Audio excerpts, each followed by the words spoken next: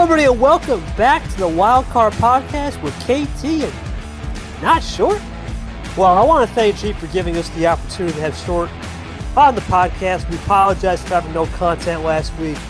Crazy week. We had to get through a lot of logistical headaches, a lot of things that we're not going to discuss a little bit. We'll discuss a little bit, but not a lot, as we go through round one, round two, D2 with Short, some rookie expectations. Crazy Sweet 16. It already began yesterday in D1, which we'll get to in a second. One of the craziest games I've ever seen, at least reviewing it. Remember, I wasn't there. But it's a crazy game. Try joining being me in the there. Joining me is going to be Not Short. Short, it's great to have you, man. Where do we begin? Because we've had a lot of action. There's been a lot. Literally. I mean, it was a crazy first couple rounds. I mean, we had half of the round is 64 and D1 go the distance 7. I mean, we talked about the pick'em contest and the tiebreaker question. How many series will go the distance? 7 games. And you and G were under 10 on that question, and my God, did the people pick high feel good about it. 16 game 7s and plenty of upsets across the board, and as we speak, there's only one seed left in the entire tournament, and that's the world champ, which we'll get into in a minute. But and of course, the round of 16 started as well with a banger last night. We're going to talk through all of it, but happy to be here, second time on the podcast, and looking forward to talking both divisions. This is going to be a doozy of an episode. Absolutely, and actually, it was 13. It was 13 for the CPU. Remember, the CPU did 13 games. I just put you thought 6 for the CPU. Yeah, because confusion on the it's whatever. Yeah, of course, I'm the host. Not allowed to do any predictions. Not allowed to really do fantasy unless someone does a team for me. That's someone. We're not going to discuss fantasy today. It's just that's another separate. That's a spoon that exists. Yeah, it's a separate spoon to get to. We'll get that another time. But let's get to the show. Let's start it off. D1, Gryffindor region, top half. Ashley, Eric, Monaco. I was there for this game. Of course, my good buddy Seth Cole streaming that game. And great introduction to Seth Cole streams and Seth Cole commentary. He had a ball. I had a ball. Really came down to Eric Monaco making a very costly mistake on a power play in Game 3. And then all of a sudden, the momentum shifted towards Ashley. She got to a 3-1 lead, and boom. Eric tied it up, but then Game 7 just didn't have the clutch gene, and maybe a little foreshadowing here, but Ashley gets it done, starts her 2025 campaign with the world champ in a big way. Short, I know you really weren't here for this game, but your thoughts on I'll give you the question. Mm-hmm. Your thoughts on Ashley winning this, right, showing her resiliency, because let's face it, last year, what was resiliency for Ashley? Elite 8s, Final 4s. Oh, just casual double finale to start your career. Nothing silly. Right? Your thoughts on just the resiliency aspect. Light work. To win that game. Yeah, I mean, I definitely don't think, we coming off the relegation tournament last year, Eric beating Aiden Smith to knock him to D2 and keep himself up here. Coming in as that 16, he came out with a little bit to prove that he belongs here. And he definitely showed that he can belong here. Did blow a 3-1 lead, but still going 7 with the champ in round 1.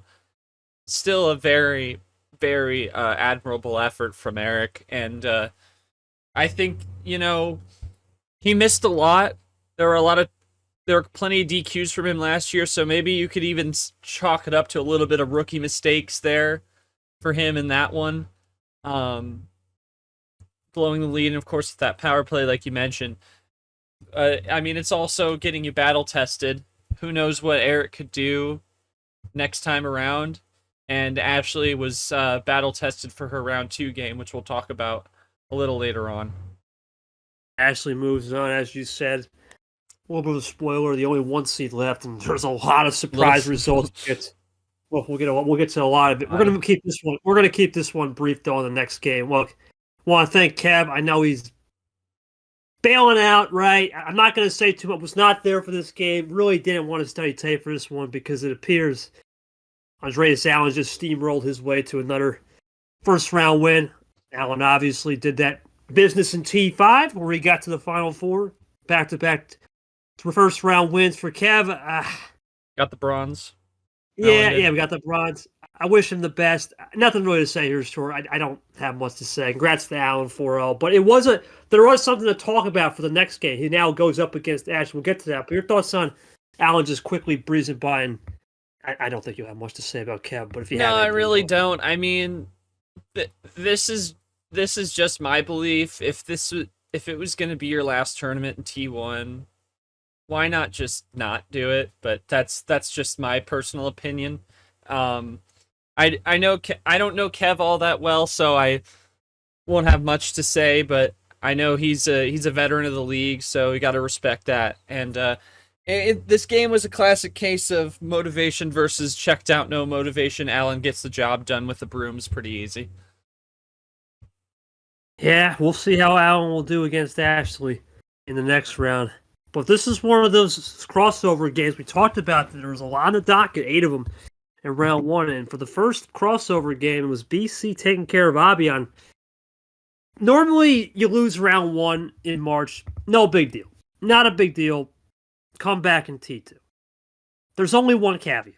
When you're from Indonesia and we have announced you were going to Bangkok, Thailand, where you're basically a sister country, there's a lot of pressure for you, Abion, right? And I'm going to feel the heat as well.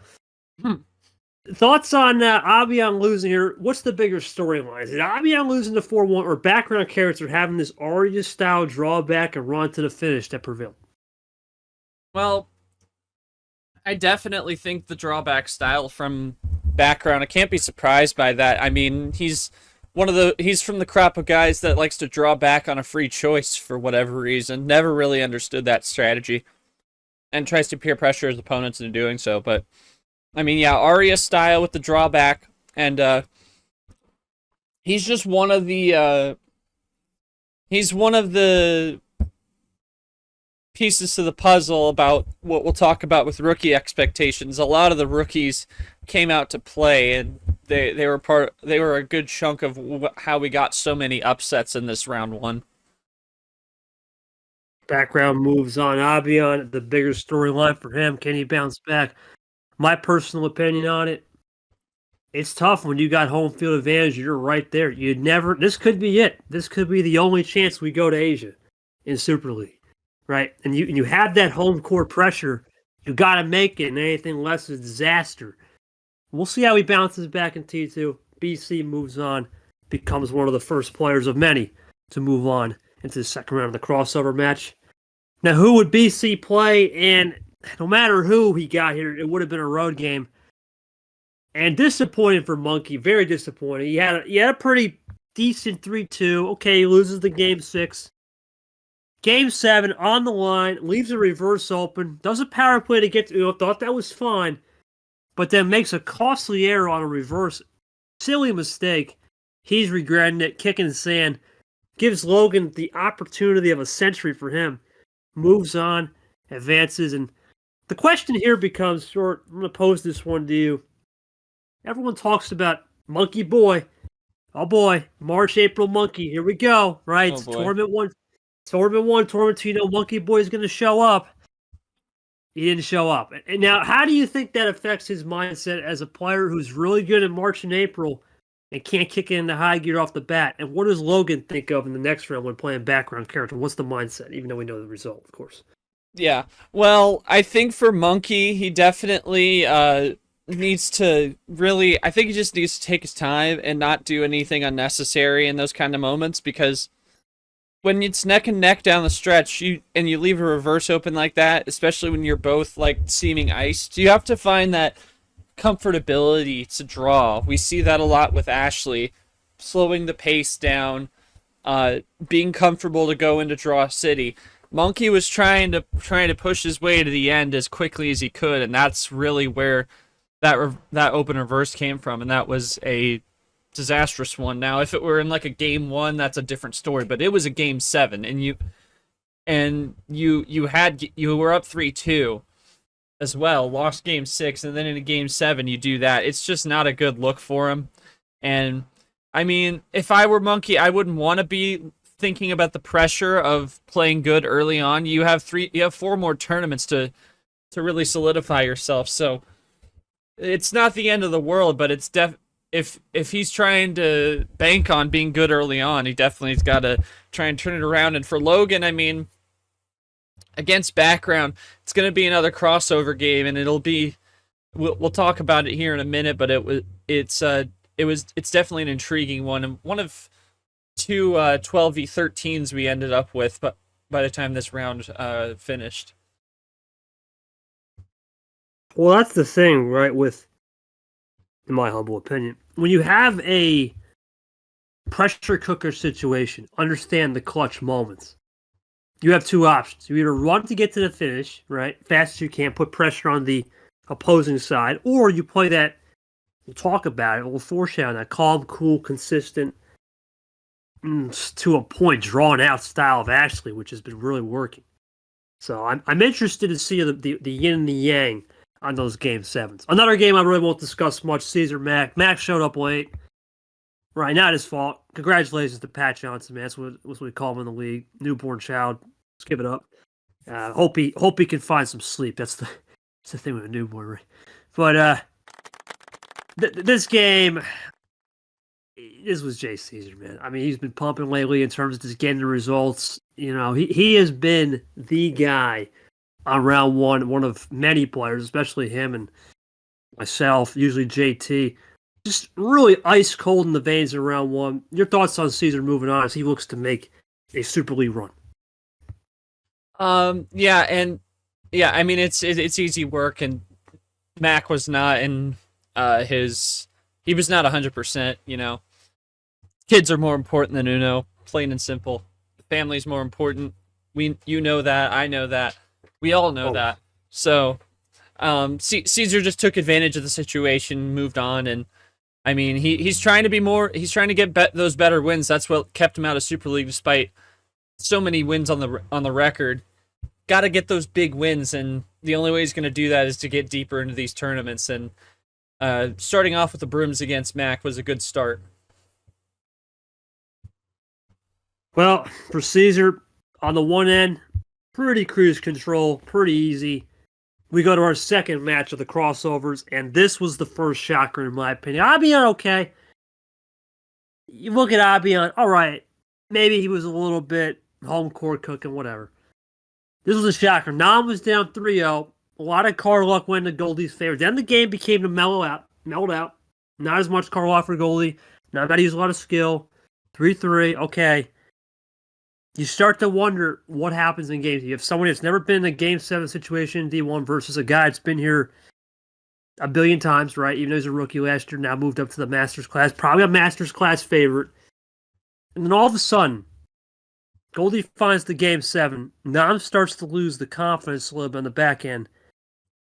And Goldie's on to the next round. What does this say about Goldie's? I'm not going to say too much about Nam. I really think this is a case of it's early. Right, he had the March run last year. He made the Final Four. Got destroyed at the end, but he made that Final Four last year. He still can get back there. Your thoughts on what Goldie did right there? Take care of one of the Super Leaguers, because Abian wasn't a Super Leaguer. Nam was. Yeah. It's again just like we talked about with BC. It's showing the rookies came out to show out. Like, they are good players, and in a sense, it's not real. They weren't really rookies in the sense of playing the game. They're just new to the division, and that's kind of what we talked about. The rookies last year was you had a ton of them, but you had a off-server world champion Ashley leading that class, and so many other strong faces that, like, look how many classed rookies are now in the veteran master legend sphere of the league now. So I think it's really just like you talk about. The league, it's still early in the league, and you're still finding these new faces that are starting to show out. And I think this class of rookies, and Goldie, another example of it, obviously. And even though she went up 3-0, she lost the 3-0, right? Because she had the card luck. But to have lost the next three, but then pull through in Game 7, because Nam had all that momentum, and it obviously said it mellowed out down the stretch there, but to have all that confidence and just take it right back from Nam at 3-3, that is resilience personified right there. And hats off to Goldie on a great win there, despite just messing up the comeback. And we had quite a few matches like this as well, where it was a reverse sweep attempt, just falling short in Game 7. Well, that's the Game 7 effect. We're starting to run. If you're keeping score at home, we got 1, 2, 3, and there's one more in this region. But this one we'll talk about a little bit later. A little different type of Game 7. Let's call it content creation. But this next game, this is it's a tough one, man. You know, a lot of respect for Cody. He's a great guy, but this has just been Cody Salamis' story of the last 5 tournaments, or 4 out of the last 5, excluding T5, really. No card luck. Just he got hosed, right? One of the few times, tried everything. Retro just had everything under the sun, was playing games to the nth degree. Well, congratulations to Retro for Cody. We know what he can do. We'll see what he does in T2. But for Retro, interesting because he started a run on March last year similar, where he got that intriguing win. It was a DQ win in Aria. Then he started to move on good old Larahuo, and then he fell to the Eli. But Eli isn't forgotten. March seeding last year was crazy. You got anything to add on this game? I really don't have much. This is one of the few games I took the notes. There's not much to add here. What's your thoughts? Yeah, I don't really have much. I mean, Llamas once again snakebitten. Even the last time these guys played, Llamas classic old bot. Well, now it's classic still not getting the cards. It's just brutal for Llamas, and you can only hope to see him turn it around, and who knows what it's got to take to turn it around other than just RNG being better for him. And there were a few like that in this round that were like just complete hosings, and it's disappointing to say that those still happen, but you know, we talk about this bot as opposed to old Uno bot bringing in more strategy, you know, constant algo, fairer hands. But still, Uno is a game of luck of the draw in a lot of senses, and it can still come down to that, and it did for many in this tournament thus far, including Cody Llamas. We'll see what Cody can do next tournament. Retro will move on to the winner of this game, which was this one's a tough one to talk about because don't think we really saw the real version. Should have been Grim in 5 or 6. Obviously, the backstory is Grim had a lot going on. Yeah, Grim in 6, maybe 5, who knows. But he had a lot going on. I understand. I'd rather him play than not take a DQ. Completely understand. It's big respect, really. Yeah, big respect. For Chomik, he got away with murder. Let's not beat around the bush. Got away with murder. Congratulations to him, but even he said it felt more of a hollow victory. Your thoughts on... We're not going to discuss Grim. Grim obviously created the bot, right? But your thoughts on Chomik moving, because he's on this revenge tour after, well, the incident. Let's just call it the incident last year in Super League. Yeah. I mean, revenge tour, that's a term, but yeah, he did get away with murder there, and obviously going up against Retro and another upset maker in this tournament. So it's tough. I mean, Grim, obviously, he's got school stuff. He's very busy with that. We appreciate him still helping us out, making sure this bot still runs smoothly throughout the tournament, despite his busy schedule outside of this league. So hats off to him, no matter what he does on the table. But for Chomik, you just gotta go on to the next one. Don't think about what could have been too much, because you got away with murder. And you got away with a win. It goes on the record the same as any other. You just gotta go out there and prove that you can win with someone who actually is trying to, who isn't memeing, I guess you could say. Yeah, that's like I said. Congratulations to Chomik. We'll see what Grim will do in T2, but for Chomik, it's all about just understanding, hey, it happened. Don't get too about it. Don't get too up about it. Don't get too worked up, and we'll go from there. It's all you can really do in a mindset like that. You can't go overcompensating. But we'll go to round 2 real quick, obviously, of this region, then we'll get to the next region. So it'll be Ashley Allen, Logan at home against Background, Caesar Goldie, Chomik will play retro, and that means we have 1, 2, 3. That's 4 round 1 game 7s in this region. Let's go to the next region. Let's keep a score here. Oh, there's a 5th one, and this one, another asterisk type game. Obviously, we had an API. Little bit of a disclaimer. It was an API outage. It affected Tapir Ellison, JT Leah, and well, probably the bigger one we'll get to a little bit later is Brad Zach, which I think not so much with the players, but it was an interesting one for sure. Very interesting all across the board. For Leah, gets her first win. I tried taking notes, but it's so hard to take notes on a game that went 11:30 at night. Very rare. I think did you stream this one? Oh yeah. All you on this one. Go ahead. How did Leah pull off the upset? Because JT was 10-0 coming into round 1. Yeah. So shout out G. Couldn't be here for the pod. He helped me out with these on the code com with the last 2 because of how the delays shook out. But JT coming off it was later than he wanted it.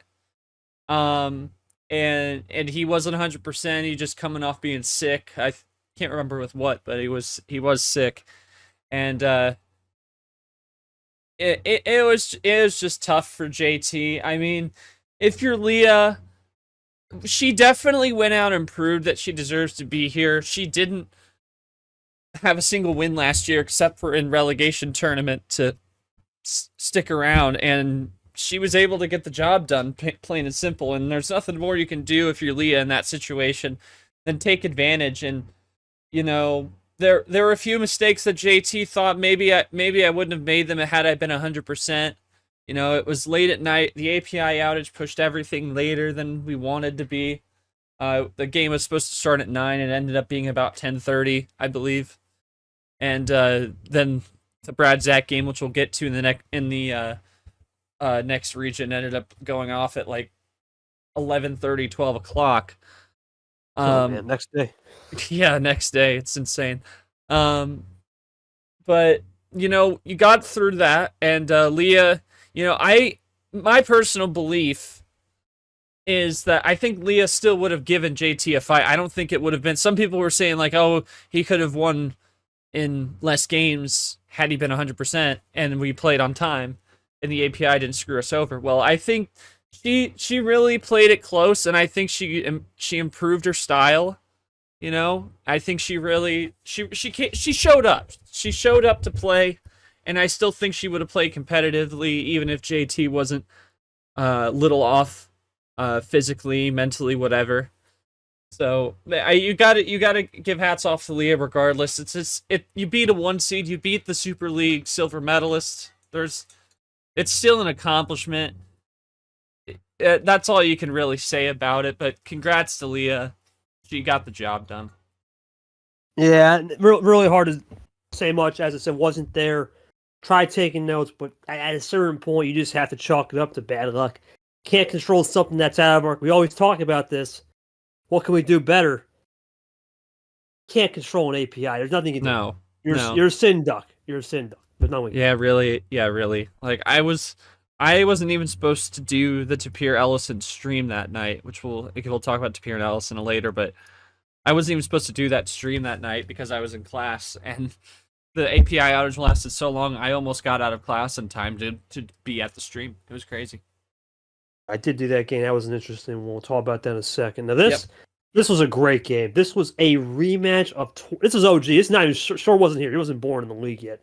2023, March Madness, the finale. It was a great finale back then, but that was an old bot. Those guys were 2 years younger. Now they're 2 years older. It's the nice thing about this league. You can play somebody in March 23, 2 years ago, and their mindset's changed. It's the beautiful thing about the league format, right? You got a season format. And Ferrari got the revenge on Peter, but took it the hard way. It was down 3-2. Peter was working that, we talk about in the gangster number efficiency. It's probably his best move in the league, but he found ways to split ammo. We see Chomik and Allen being the pioneers of that, really. He found ways, but the problem for him, and we talk about it with Arya, built the big run, and once Peter tried to combat it in Game 7, he didn't find it. Short, these are players you really don't know a lot about. Arya, of course, an unknown. Peter, you've seen around in a cup maybe once or twice, but not someone you always know. Your thoughts I might on have just... VP'd a stream for him once. Yeah, it might have been the... I can't remember. That might be the deleted game of me and him, which was a correction. But your thoughts on Arya moving on? Obviously an unknown to you, but Peter, what he's got to do in T2 to come back? I mean, I remember actually doing one game, and I might have actually done the T1 game he had, where he lost, and I remember we were talking about it, and you were talking about how he's too one-dimensional for the league. The light switch alone wasn't gonna get the job done for him. That's why he lost on the 16/1. And you saw a little bit more split ammo from him, and that's why he was able to compete. But Arya ultimately had the last laugh at the end of that, and she moves on, and she would go in and have a big opportunity round 2, going up against someone who not necessarily means it's a lower level of competition, but JT got knocked out, had an opportunity to host in round 2 as a 9 seed. So yeah, I think Peter definitely showed improvements in his style. He showed that he can find more looks to try and compete, and I think he'll be I'm sure he'll find another way to have another 7-game banger depending on his opponent. And Arya obviously coming back. I never saw Arya before, never saw her play, obviously because of her taking 24 off. So yeah, she proved to me why she belongs in the place she is right now, class-wise. So she definitely came out to play, coming back from a year off. Good job to Peter for putting in a fight, but Arya does move on, as you said, gets revenge, and hard to believe the score. I believe, if I'm not mistaken, I want to say it's 9-on-9 or something like that, or 8-on-8. I think it's 8-on-8. The all-time score is 1-1, 8-on-8. So we got to find a rubber match at some point. Noted to Charles Sanford. Okay. Anyway, that's a little bit of score at home. That's back-to-back maybe game Vapor 7s. Vision. Yeah, I forgot. That's another thing. Vapor Vision. We'll find out about that. Vapor Vision, of course, end of the year project. We'll get to that. We'll get to the end of the year. But this is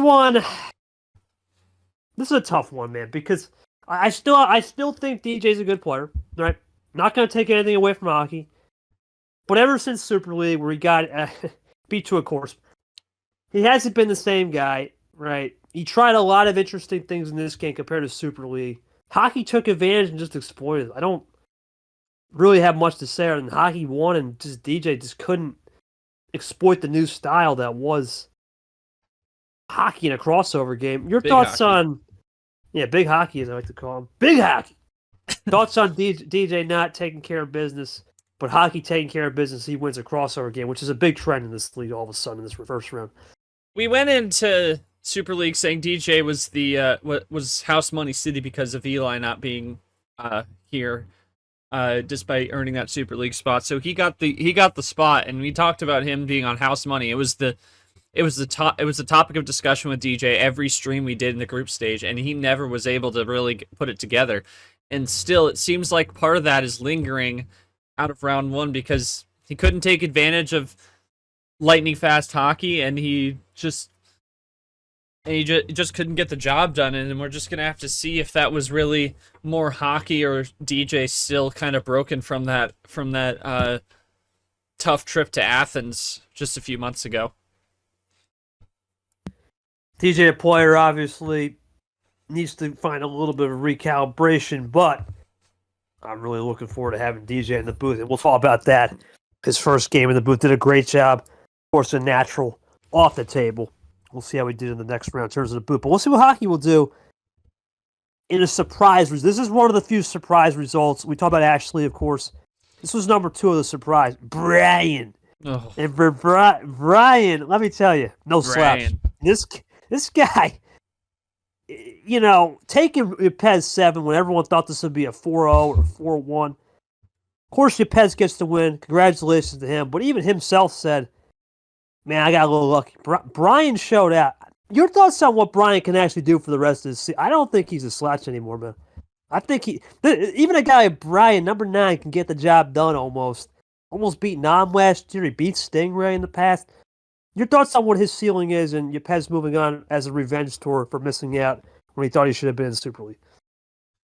Yeah, I mean, Brian definitely came out to play. You got to give the man credit.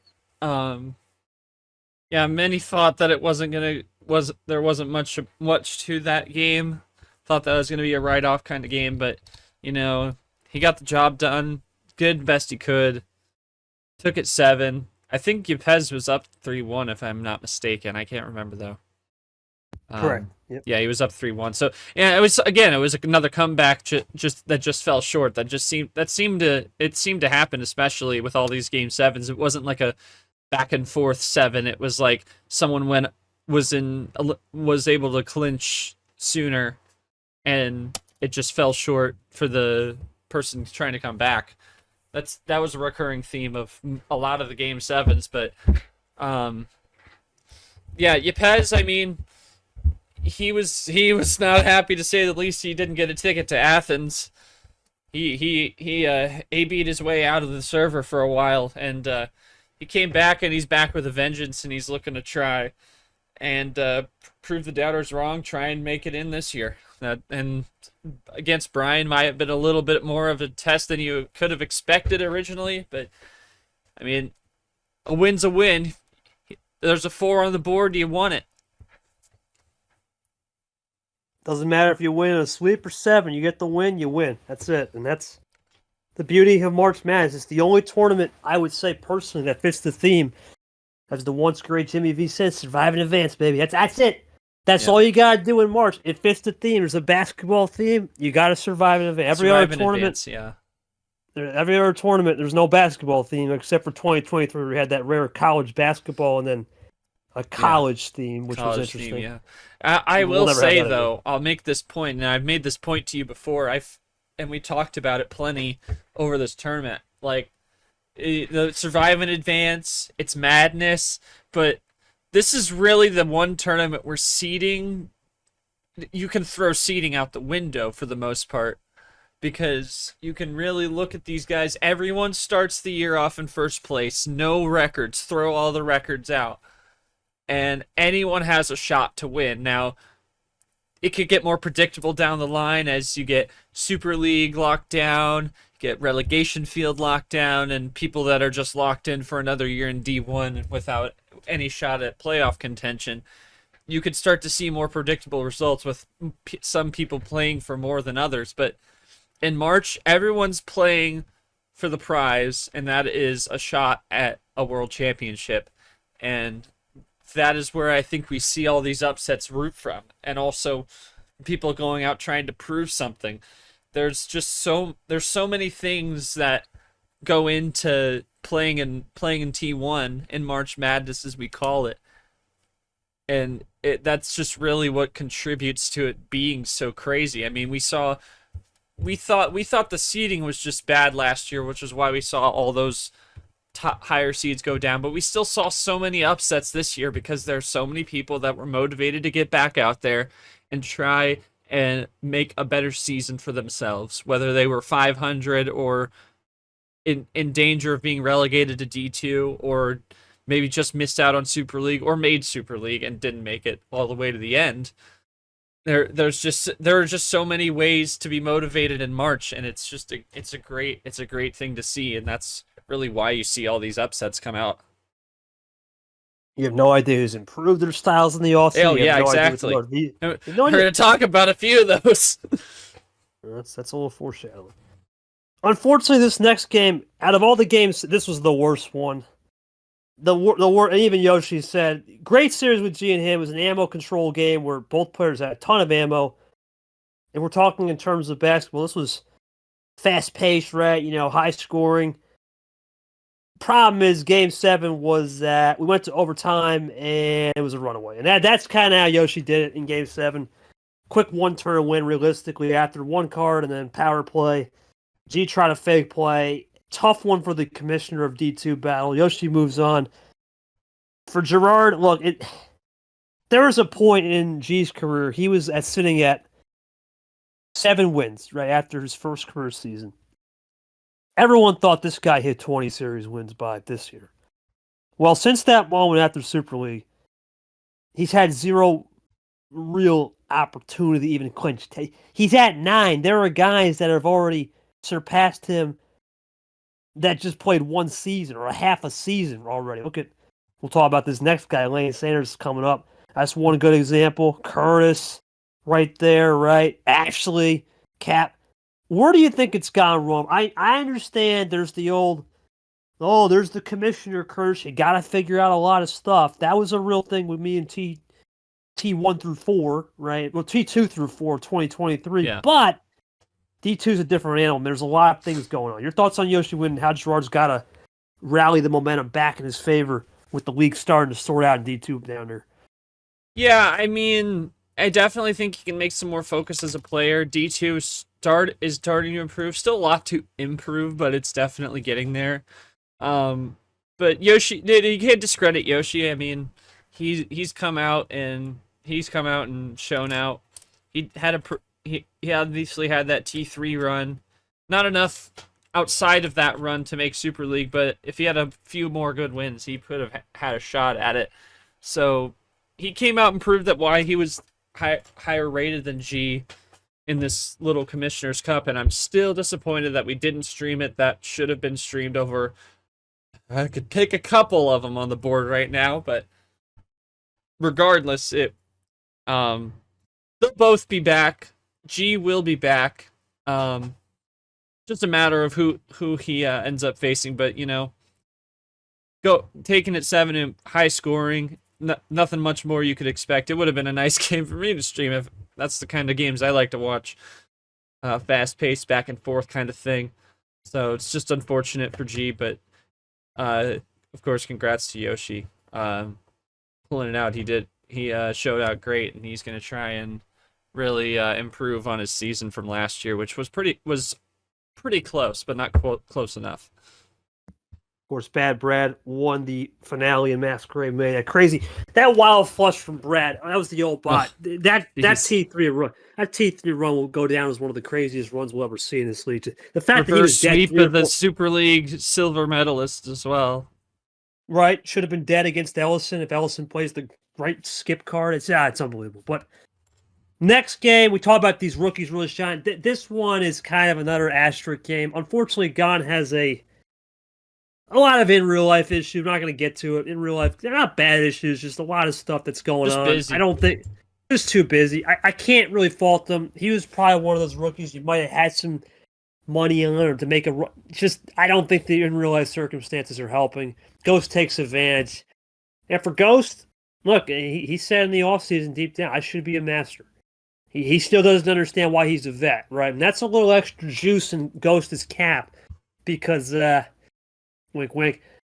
Because at the end of the day, when you think you're supposed to be a higher rank class, you have a little bit of extra fuel to the fire. And when everyone's 0-0, you throw in that extra motivation. I'm here to prove a point. The fastest in the West takes care of business for the man from Ireland. Thoughts on Ghost moving forward? And we're not going to say too much on Gon. Who knows what the future will hold for him come March for sure. Yeah, Gon was one of the ones that flew under the radar a little bit, but not a ton within last year. Was higher rated, but definitely he wasn't in the core of the consciousness in D2 nearly as much as say Background and Tapir when he was there and others. But I think it was just Ghost taking care of business. He's the fastest in the West, period, and he definitely proved why he's trying to prove what he did. And about the classes, I mean, you could do nothing more to get master than to just win. And that's all you can really do, just win, baby. The old famous quote, man. Just win, baby. Mr. Davis said that for the Raiders. But we'll see what happens for Ghost, what he'll do. It'll be a rematch of that T3 in 2024 with him and Yoshi. We'll see how that turns out in round 2. Now, this was a good game. I know a lot of people are going to say, "Okay, this is the same guy you said, you can't give me 20K, man." I know. It's that guy, Radden. Mm-hmm. Who can infamously forget? You can't give me 20,000 and shout out Jerry, Sour Patch Kids. That was a famous game for all the wrong reasons. But I'm gonna say this. I'm gonna say this right now. Compared to where he was, let's say, a year ago, night and day. Night and day. The fact that he was able to take, he lost, but the problem for Radden, and it's the only thing I see in his game. It's a little bit off. He gets to a certain point where he feels comfortable, right? And when you feel comfortable in the game of Uno, you should. You should never feel comfortable in any situation. And you have to understand, there's going to be times when you feel comfortable, maybe it's just a good hand. But for Rad, he doesn't have that clutch gene compared to, let's say, Myth, who's been through those lower tide starts. And that's the thing with Myth. You know you're not going anywhere past 10 cards. It's all low tides. It's hard to play a game like that. I can't really say this is the bot or anything, because when you decide to, it's on you. You go low, we can't control that. Thoughts on Mitch's style of just going low, basically icing out the opponent, because for Rad, he didn't really go upper tier. He stayed low to mid tier as well. Tried one upper tier star at 12, and then boom. Mitch just found an advantage on that lower stuff and rode game 7 the way he usually does. Thoughts on that?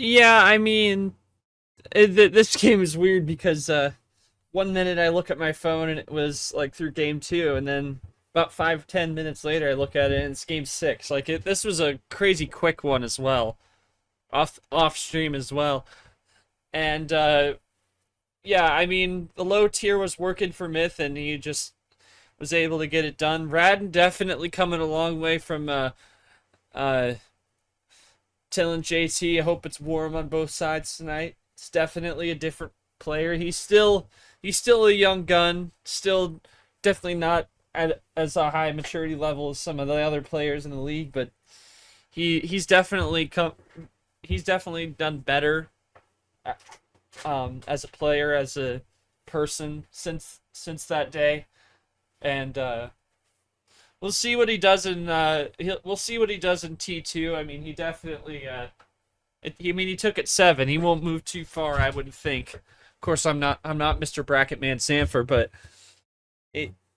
he definitely, I think, close, and maybe should have adjusted on the card starts, but otherwise, I mean, still played it close. So you got to give him props, and props to Myth moving on. Found the ways to win.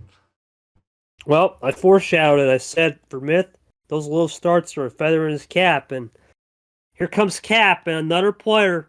We talk about it. Probably the best player in the league when it comes to 5 to 8, 5 to 9. But Cap really started to go upper tier, and he started to figure out things in a little bit of his upper range. Remember, he had lost 10 in a row entering this tournament. Of course, that was a game to Tago in T5, lost game 9. Then he lost 4 straight to Allen in a third-place game. Not going to say much about that. Then lost 5 to JT in Super League, which mattered more. Came down a burnout, wasn't feeling it. He's back. He's back, ladies and gentlemen. Back, yes. Rodgers.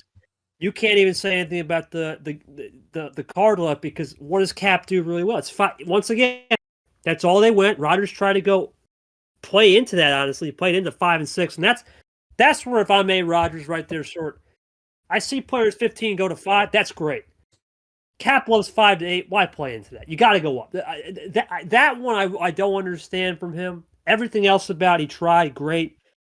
But it's Cap, man. He's very good at the beginning of the year. He's fresh, right? He's a very resistant type player. Thoughts on him winning, and Rodgers, what he's got to do in T2, because it's an uphill battle for him now, especially when there was a lot of game 7s, the 15 seeds. Now, yeah, he really should have, like, I feel like he could have benefited from at least a little study of what has gone so well for Cap. I mean, going the low tier when he literally wiped out a 3-0 lead against Ashley in the T2 finale in Aquatic April, wiping out a 3-0 lead with a 5.65 MCSR, just absolutely torched her with that. So you really can't try and pull that crap. You're not going to be able to counter him. He's just too good at it. You got to force him into the high tier. And even if Cap was going to the high tier as well, you know, that you still got to go that direction. And for Cap, him going for the high tier himself, that's got to be a little bit of a concerning one if you're another player in this league trying to contend with him, because if he could find a way to win on that as well as his low tier, he's gonna be skyrocketing. That's for damn sure. Cap is, like I said, dangerous. He gets it going, especially gets warm on those higher tier stuff. It could be lights out. That's something to keep in mind. Keeping score at home will be Leah Carmona. Corsari in the all-female. That was our first one ever. We'll talk about that a little bit later. I guess old foes from another league. You will a little bit. Hockey Pez. There'll be something to watch there. The rematch. Love rematches, and there's double rematch. We have 2 double rematches with Yoshi Ghost in T3 and Cap Myth, but that was an asterisk rematch.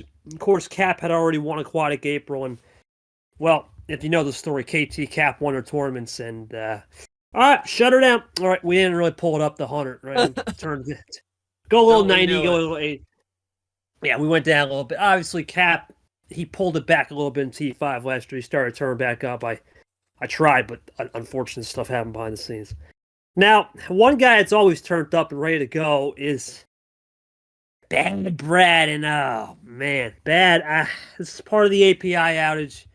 I'm giving this one a short, man, because this game was way past my bedtime for sleepy old KT. Go ahead and take care of this one.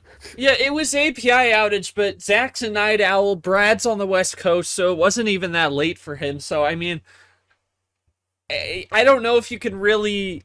I think it was more the stream coverage. It was me and G trying to work through it late at night, and, G's a night owl too, so he was helping me out, and I was struggling by that end. We all called it the struggle bus. Me, G, Nick was reffing.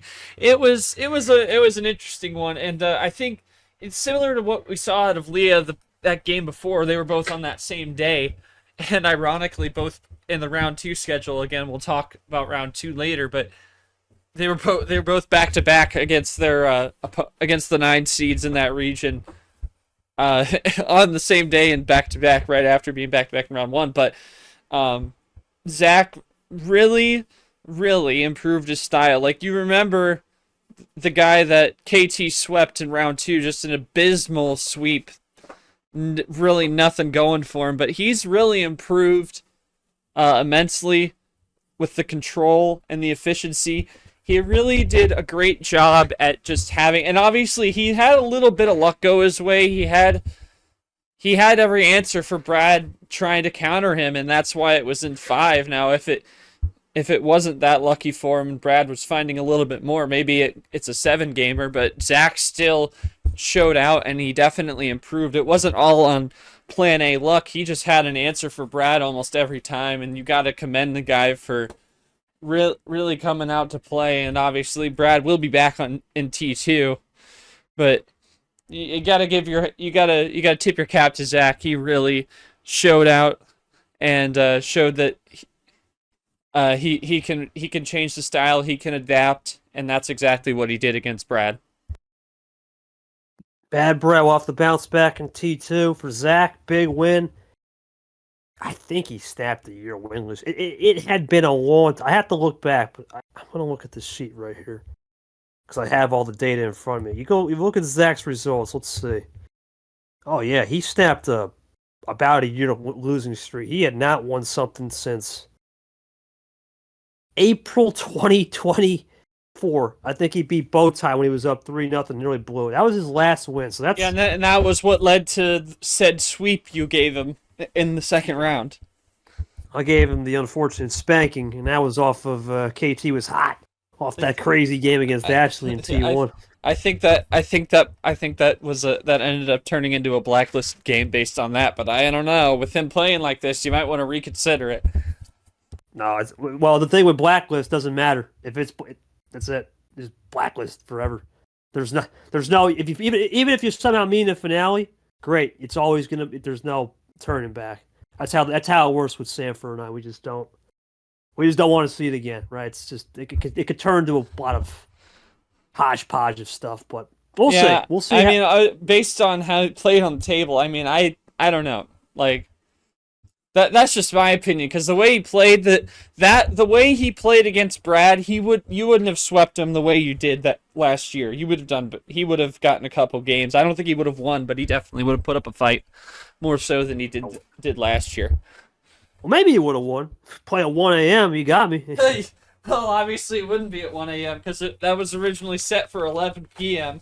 Because even then, you got like me. I said, Brad West Coast, so that was 8 o'clock for him, and then Zach's a night owl.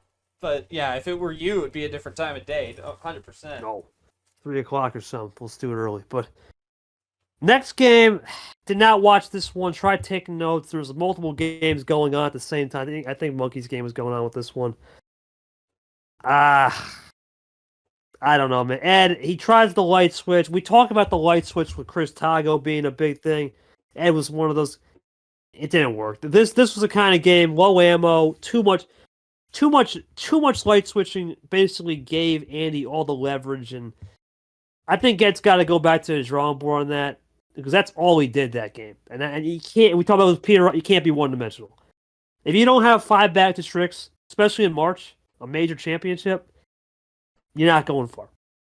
And for Ed, it's unfortunate, but he's got to bounce back. For Andy, big win. We'll play Zach. Got a 4-1. Be the battle of the 4-1s. Your thoughts on Andy taking that gentleman's sweep on Ed, and what's he got to improve moving forward for T2 to see him back?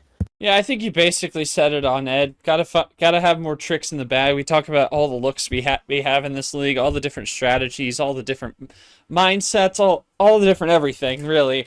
And that was just on display for Ed. He's really got to try and he got that Edison identity last year, but Edison needs to do more than just turn the lights on. It's not as innovative as it was when he started. That plain and simple. And for Andy, I mean, the thing I think we always talked about with Andy was composure, and he really kept it cool. Maybe a little bit of talk, but otherwise he kept it cool and got the job done, plain and simple. And now he's got a good opportunity to move in on the regional semis because he's going up against Zach, who, I mean, it's not Brad, so it's a different kind of mindset.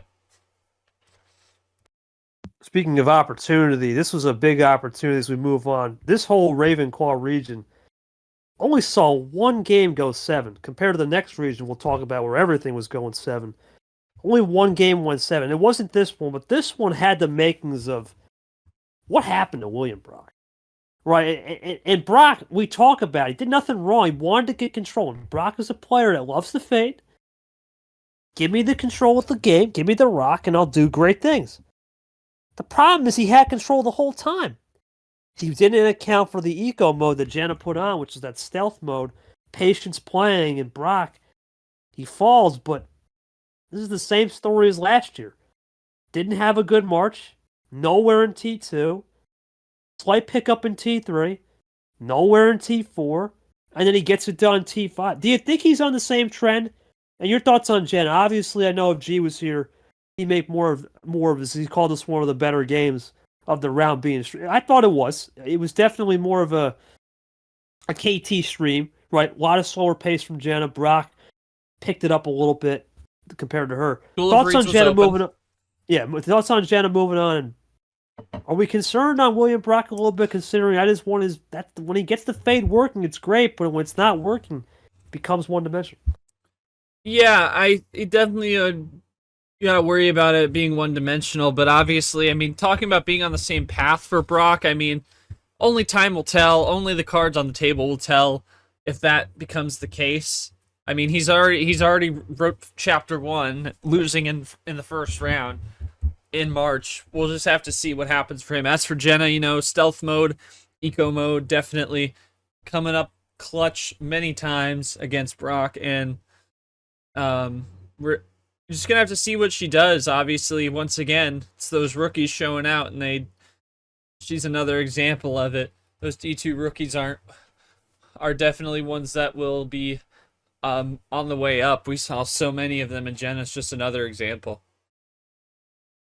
A lot of them are coming up, and it's going to be interesting to see how she moves on to the next round, playing an opponent that a lot of people had some preseason expectations for Nick, right? He'll get his litmus test against Seth, and for the first 4 games, it was even.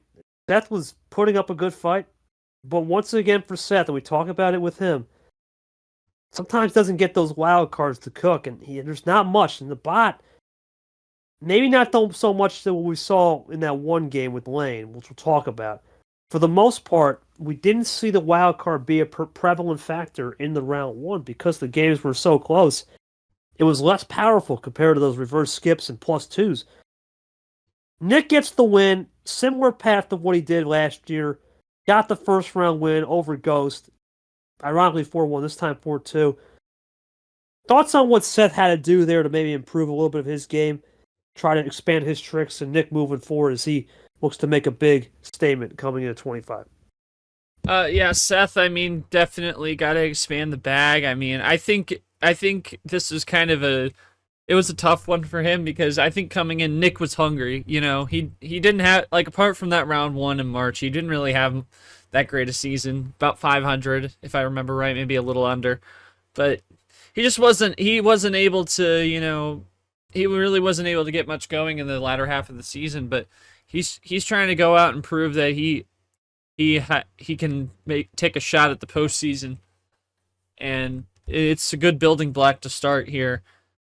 For Nick, I remember doing his game in April against MGR, had a 2-0 lead, lost 4 straight, and you could hear how dejected he was in his post game comments, and you know that you just got to use that as motivation, right? You just got to use that and try and just keep on soldiering along. There's nothing more you can do but move on, and that's what he did, and that's what he's going to do as he has his first win on the year in round 1 of March, and obviously going up against Jenna again, the other 12v13 we saw. So going up against a rookie to the league, Nick may end up being the one to show Jenna what this division's all about.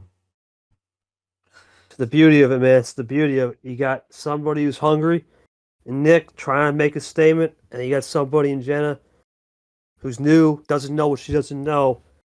And then you go to a completely different story for Vapor, who there's always next time. Well, there's no more. This is it, right? For Vapor, we all know the story. It's been well documented. This is his last year.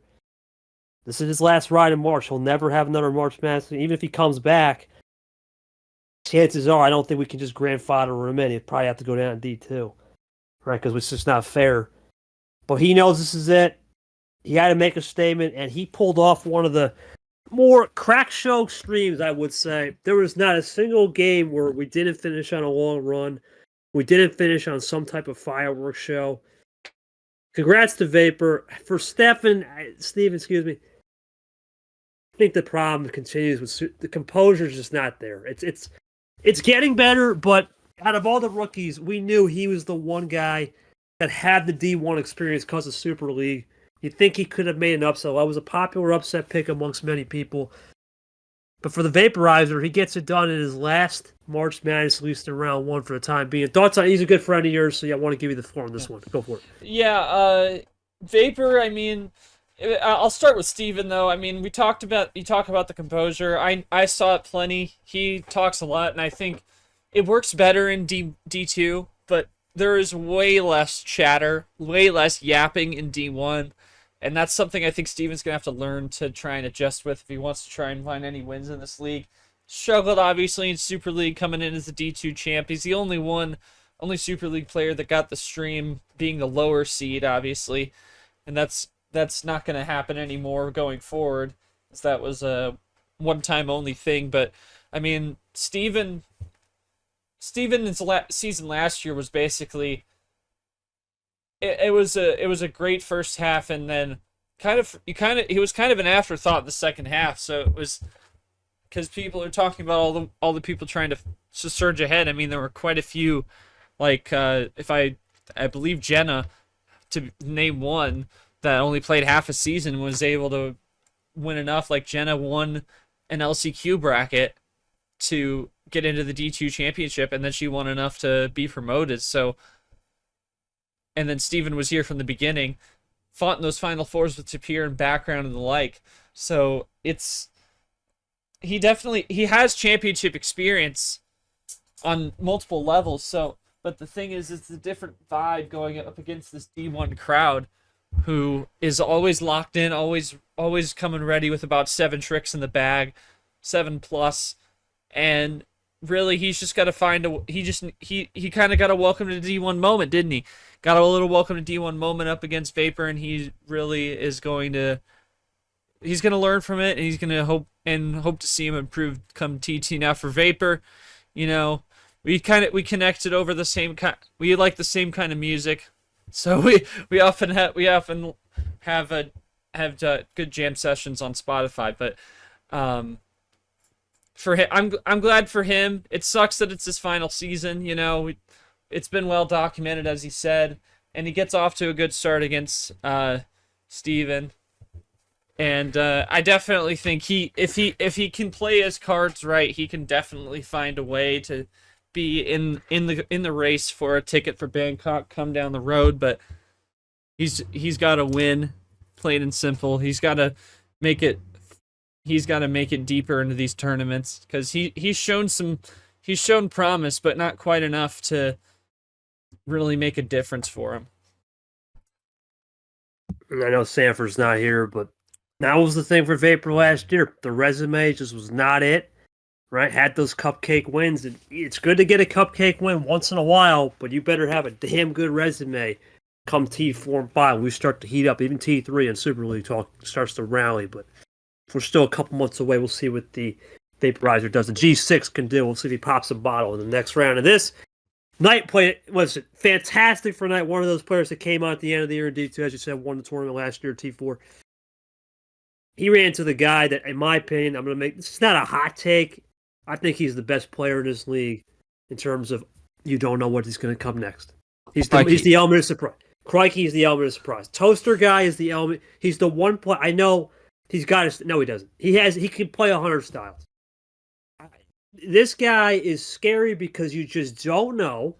You have no idea what's coming. And for Toaster guy, all right, nice thinking. Game 7, 2 cards, it's over. Here comes Toaster guy, 6 cards, power play, heartbreaking, crushing. Knight was devastating. I talked to Knight after the game, and he had to go back to that Game 6 wild. Or Game 7 wild. At Game 7, he played one wild too early. He could have saved it to the end, and it would have been an ice out to Toaster loses. It's just that little mistake Knight made. It was the smallest one because he played great. You felt bad for him, but for Toast, look, a lot of people don't like his style of Uno because it's too unpredictable, it's too wild. Look, I played this guy in T5. I know it was a different scenario because I wouldn't turn up and all that. I did everything I could. Dangerous player. You just don't know what to expect on the next turn from him. He could either be the ghost next to you, or he can be the devil emoji right on you. And you just don't know, right? And then that's the beauty of Toaster guy. He's Crikey Man for a reason. The Crike Show is always going to be open for business. Congrats to him. Thoughts on Toaster guy, man, because he's underrated despite Knight's great performance, for sure. Yeah, I mean, he's the element of surprise. He's the unexpected. I mean, look at his run to make Super League. Like, nobody saw this coming out of the man in T3. And making that Final Four, it was just spectacular, really. It's not one many had on their bingo card last year, and now he's got expectations tied to him after making it, so now he's got to deliver, and he did against Knight. Very close one, and Knight will definitely be seeing that stock rise. And Knight, a little bit of house money. He wasn't supposed to be here technically. Didn't originally earn a spot in D1, but we've talked plenty about the situations. I don't need to necessarily call those out at this point. The wounds are healing at this point.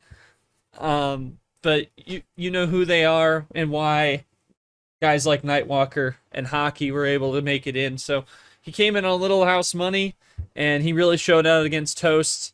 And it's better to lose on it. It really hurts to lose on those tiny mistakes like that, but it's better to lose in 7 on a tiny mistake than lose in 4 on a comedy of mistakes. And if you're Knight, you got to be feeling good moving on to T2.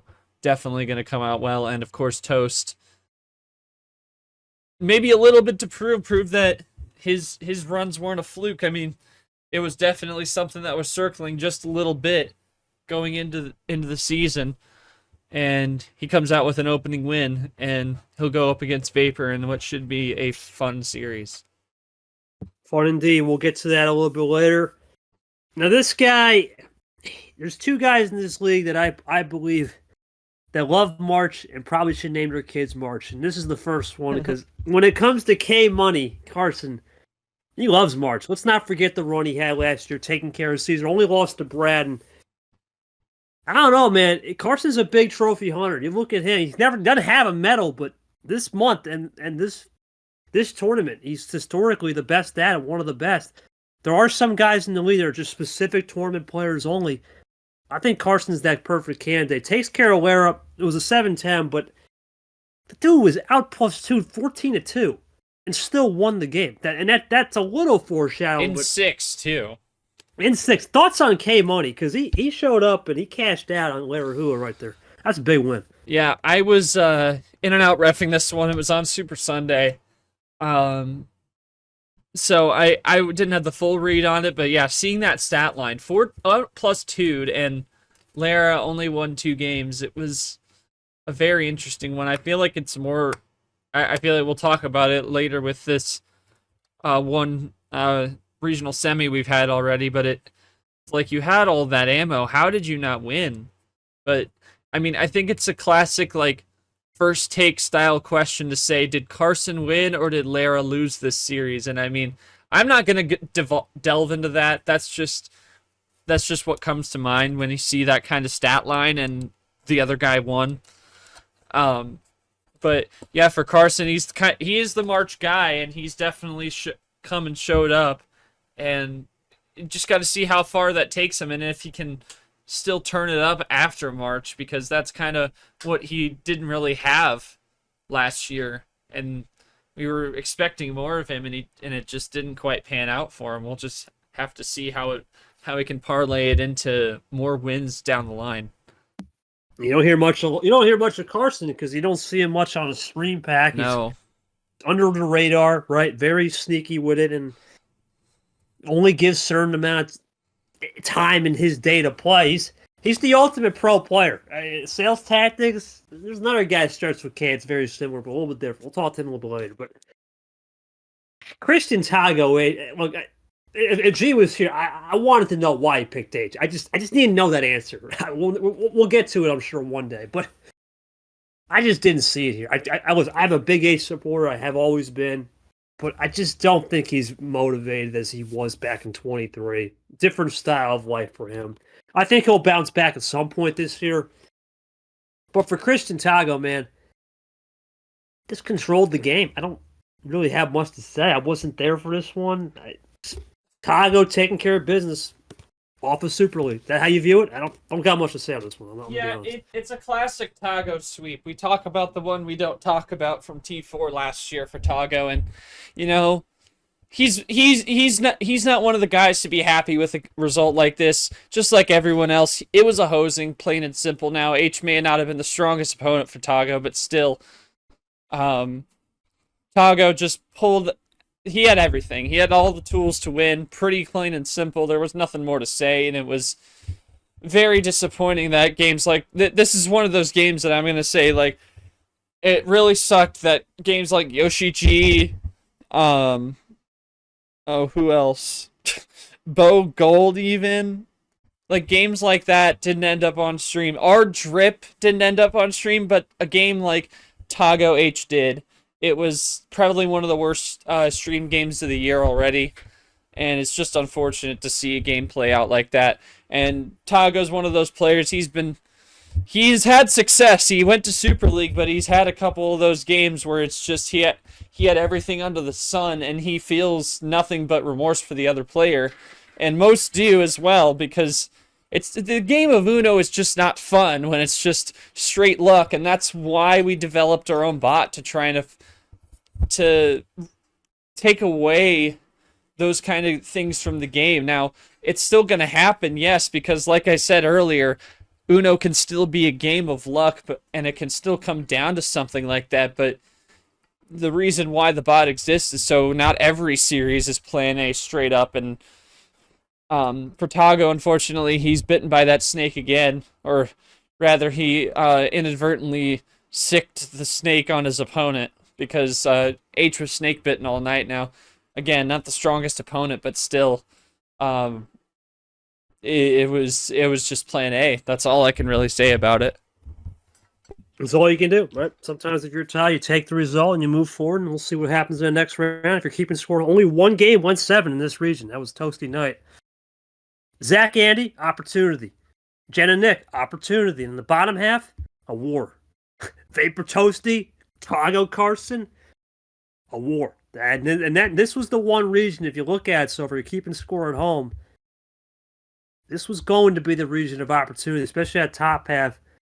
We'll see what happens in round 2. It's very intriguing with this Ravenclaw. A lot of blowouts, not really close games. And then we move over to the Slytherin region, and, well, a lot of game 7s. Too many close games. And let's start. This was the one that wasn't close. It was Tapir Ellison. It was a rematch at T2. Tapir's ever first game in the league in D1. Welcome to D1. Your first match was Ellison, and welcome to D1 2025. And your first match is Ellison. You destroy him. It's a battle of the number changes. They both changed their number. Nothing to say here. I don't got anything short. This is just not a good game. Ellison tried, but too many mistakes. Tapir just took advantage. I don't. This is probably one of my most confident choices to pick Tapir in this one. We saw Ellison in T5, and the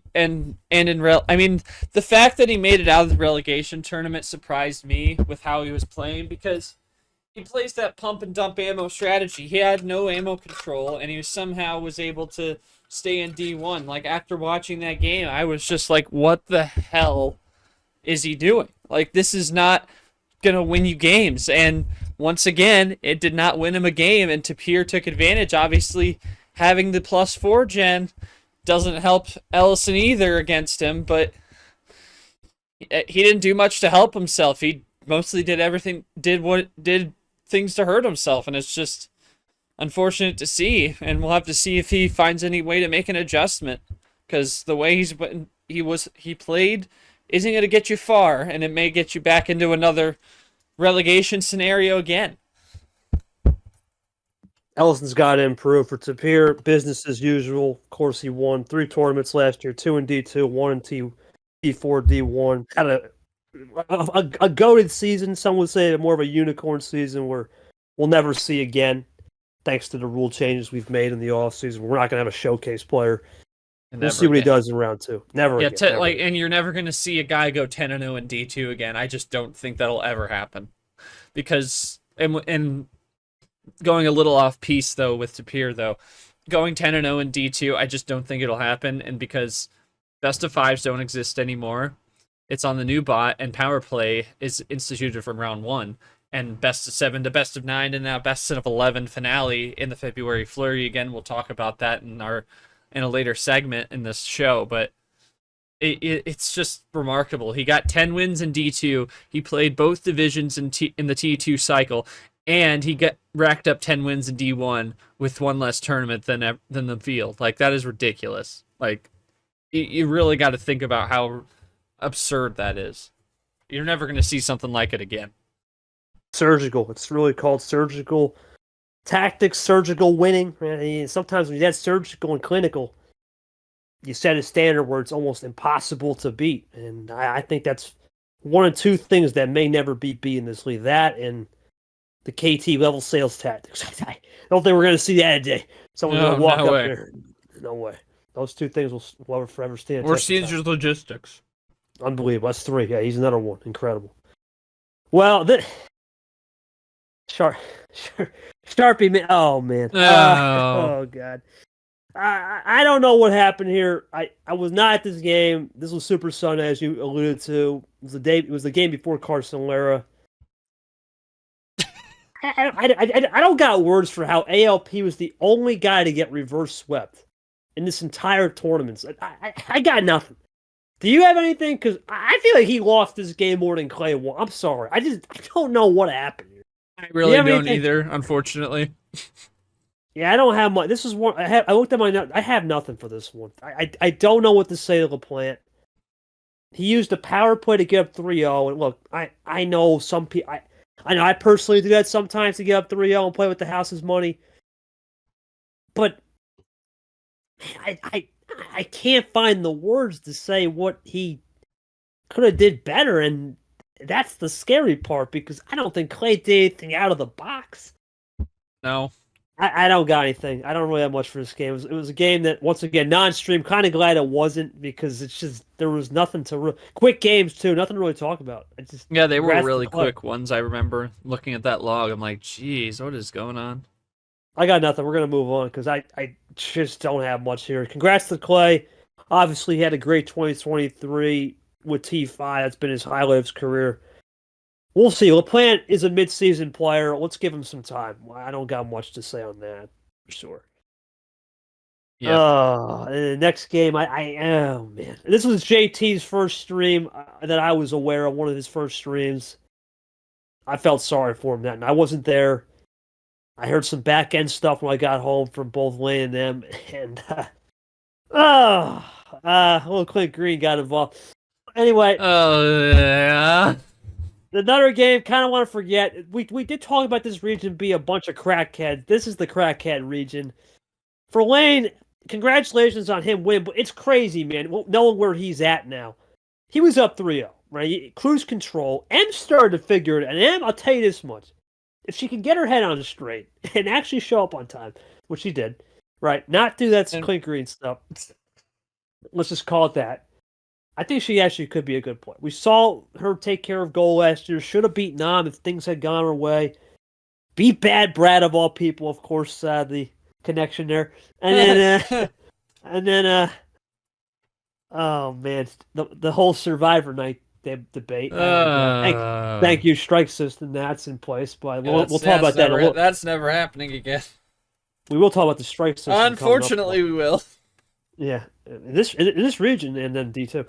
But yeah, congratulations to Lane. Your thoughts on Lane, man? I think the bigger question is, because I know he was ridiculed. A lot of people didn't like him. I gave him a pep talk last year, right before that Sapir game, ironically. Changed guy. He's not the same person. Man. Changed Your man. thoughts on that? Yeah, I'll be honest. First half of the season, I did not like the guy. I thought he was an asshole. Excuse my language, but that's what he was. He was a hothead, I remember coming into the T3 reveal show, we were talking, Ard was in the middle of heat checking Lane for something that happened in the last tournament, and then Lane comes in and starts yapping up a storm about something. I really don't know what happened. And then he went out and proved it. He reverse swept to Pier, fresh off his Final Four run, and just what was an insane run for him. Reverse swept him, and he had a shot at the rematch too. If it weren't for, we'll talk later. We had the shot at the rematch with Tapir going out of this one. But yeah, he has way more respect and he can still get hot, no doubt about it. But he definitely, it's not his entire personality anymore, and that's what I think has improved for Lane. And he improved his style on the table as well.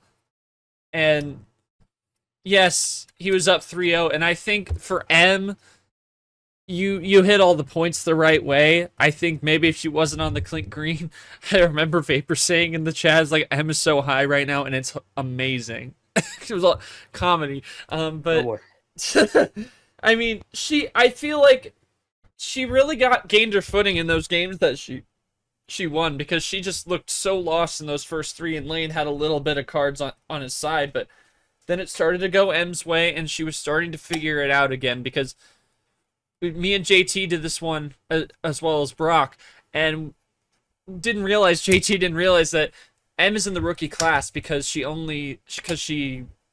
missed so much and didn't make enough to make even the novice class, and had to clarify at the beginning. She's not from D2, because he thought all the rookies were from D2, but that's just the special case M was. And you nailed it on the head. Gets her head on straight, maybe not play on the Clint Green, or anything for that matter, other than the regular brain. She can really show out. I mean, like you said, beat Brad last year, and just had some series of unfortunate events at the DQs. But my personal belief is that the only thing that's gonna slow her down is anything like impeding her in real life, because that was one of the DQs. I think, remember right, like she had to cover someone at work last minute, and right. Yeah, there were lots of different situations, and then the Survivor night. That's that. At the respect of Monkey, I'm not gonna dig too deep on that. We've dug enough on that hole, but um, yeah, there's a lot that could have been different about her season, and she gave Lane a test. You got to give her credit, and we'll just see what she can do and how she prepares for it come T2. Well, this next game, another Game 7. Like I said, a lot of Game 7s in this region. This was a back-and-forth one. Not here for this one. Do you remember this was the game where it was G and Short were in a VC? We were talking post-game, came in for 30 seconds, talking something about my tackle football and reverse brain damage. But anyway, that was a fun moment. But Varigold, trying to get back to the new 24K gold standard, kind of has competition now with a gold in the league in terms of Goldie, right on names. Unfortunately for Gold, this one, from what I could tell, and he didn't do nothing wrong. It's just Bowtie had a better grasp of these clutcher moments. And we talk about Bowtie, another one of these players, nowhere at the start of his career. Similar to Lane, just very, very uber consistent, found a way, and now he's considered retiring too. Considered retiring. Now here he is doing good things. 9 career wins so far. When he was at 0, another one of these guys, they went from 0 to 60 pretty quick. Thoughts on Bo's improvement? I know he's not the most flashy player. Similar to Carson, very pro player-esque, right? Sometimes sales tactics with the times. Your thoughts on that? Yeah, I mean, he definitely did what he had to do. I think it's a very good example of taking care of business, plain and simple. He came in and did what he had to do. I didn't really get a chance to see the game itself. VC, I mean, it might have been afterwards. I can't quite remember that day. It's been a hot minute. It's what happens when you have the podcast later than you expect. But yeah, I think looking at that one, I guess I can go with my pick'em standings. It's just like it was a pretty close back. It was an evenly picked one. I think just as many were picking Bo as many were picking Gold. It wasn't dead even, but it was a pretty close one.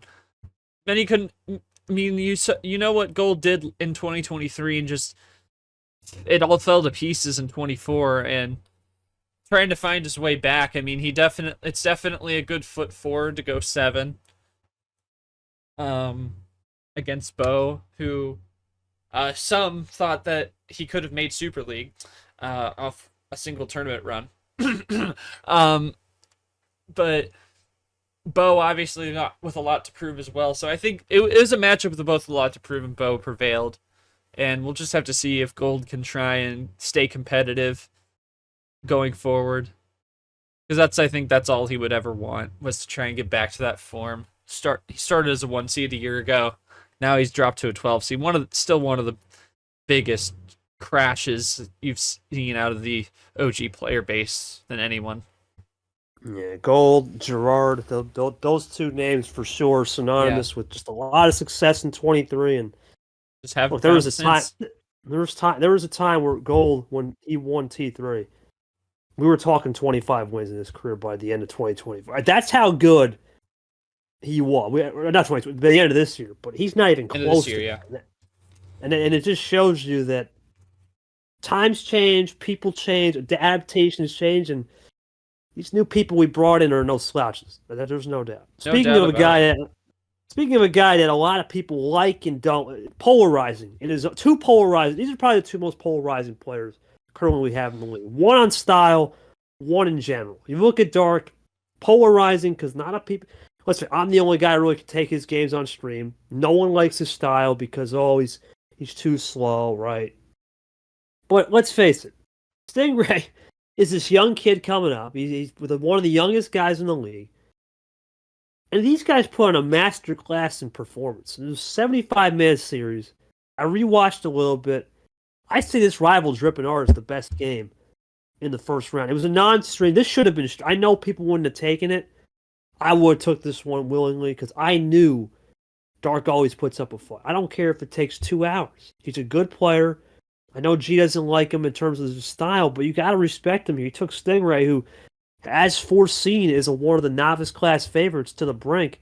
Sting even himself said, I don't like these slow players. And Dark, He found a way to put Sting on the brink. Thoughts on Stingray winning, but do you think Dark still has a little dark magic left at the beginning of T2 and onwards? I think for Dark it really depends on if the pace game works against his opponent. I think Sting was kind of playing into it a little bit. I was reffing this one, and this was like the night where we had 3 different games like within a 3-hour span going off, and I don't know. I was going back and forth. I can't remember. I think it was between this and Ardent Drip, that night if I remember right, and it was going back and forth, and you'd only see a couple cards after going back and looking to see a game end in Ardent versus Drip. But I mean, he definitely. I think if you put him up against the right guy, that where he can counter their style with his slow pace and his chess master ability, I think he definitely can make some noise. I don't know how much noise he can make. I don't know. I don't think he's gonna make any noise to the effect of a playoff appearance, but he's definitely not one you want to see in round 1. It's definitely one that you really got to prep for, really got to be mentally prepared to go on a marathon, because that's really what it is. And for Sting, he was mentally prepped for it. He even played into the pace a little bit, and he got the job done in 7. Well, I guess we've reached that stage. I really didn't want to talk about this game. We're going to have to, right? It was only guy to receive a strike in T1. T1 and D1. Camaro, look, a lot of games, and I think the problem is you can't. There's a couple players you play those games, they'll brush it off. You can't do that against the most active player in the league in terms of stats. It's Charles Sanford. Sanford, let's face it, you do something silly as make fun of his mom. Let's make fun, just a little rub the wrong way. He's a veteran, he's a legend. He's gonna exploit it and call you out like a madman. He doesn't care. He's still one of the most lethal players in terms of psychological warfare in the league. I'm not going to say Sanford lost this game. I'm not going to say Camaro won. I think this came down to Sanford had enough of it. He wanted to show that he can win 20 on his own, right? Because he was going for the 20th series career win of all time in regular season terms. And he gave his best shot, and unfortunately, just bad circumstances where Camaro took advantage. I know there was a lot of card luck, but it's hard to say. I think Sanford's going to bounce back in a very furious way come T2, which is very scary for the field. But in my humble opinion, I don't think you can really say much about this game because there's just too many things that could have went either way. Is that how you view it? It's just a lot of what ifs. I'm not going to bring up too much on the basis of how this game came to play. You know, I've shared my opinions eternally about that, but you got to hand it to Sanford. You know, he had that DQ win last year that he, to this day, will probably tell you. I think it was T3, or maybe no, it might have been T2. T2, yeah. T2, yeah. And he, to this day, he will tell you that it completely screwed his momentum, completely screwed the mindset. And I think that's really why, as well as 20. I think that's really why he went out and went out to play. Obviously, they're both West Coast, so it's unbelievable to think we had a scheduling problem for sure. Unbelievable. Yeah, I know. They're both Californians, so I mean, it wasn't like super late. It was late for us over here in the East and the Central, but West Coast, they were on PST, so it wasn't too late for them. It was a limit there for Camaro, and we as a commission team really learned a lot about him logistically through that experience. We did really learn a lot logistically about that matchup, which again I've shared my opinions about that I'm not going to say about this podcast. We're staying on the table, and I think really Camaro just took advantage where he could, and I mean he got the strike, but you know I think there's a lot to be said about it on that end of things. But again, another rookie coming out to play, and that's really what it was. We'll move on. We don't want to. We don't really want to say too much. Not now. We're going to keep it light on now. We'll go to the best game in the round. I wasn't there for this, but I talked to both. These are both great friends of mine. You got to feel for Heat-Check Art. This guy, he lost the game playing the exact amount of cards. Right? He had less ammo on +2s by 1 or 2. It was there was nothing. I looked back at this game. You never see Art devastated ever. He usually takes it and okay.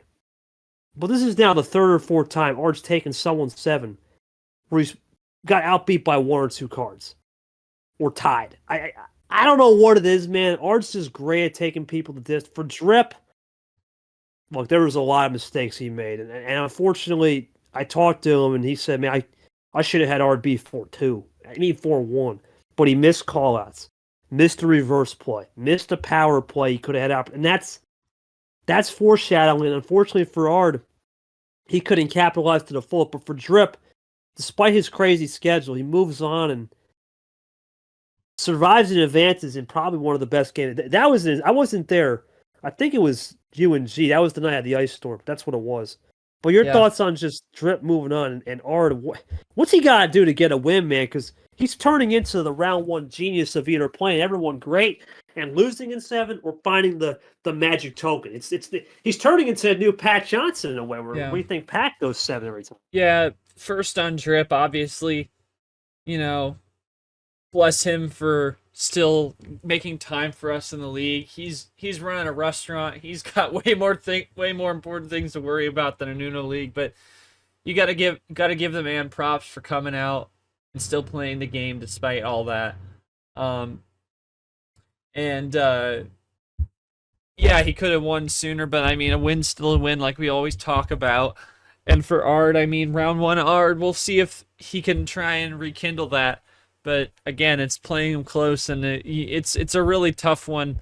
Obviously, we talk about how it's better to lose in 7 than in 5, but at the same time, to lose in 7 this much and still not find a way over the hump, it's just got to sting for Art, and I feel that. And all he can do is go to T2, try and see if he can find a leg up next time around.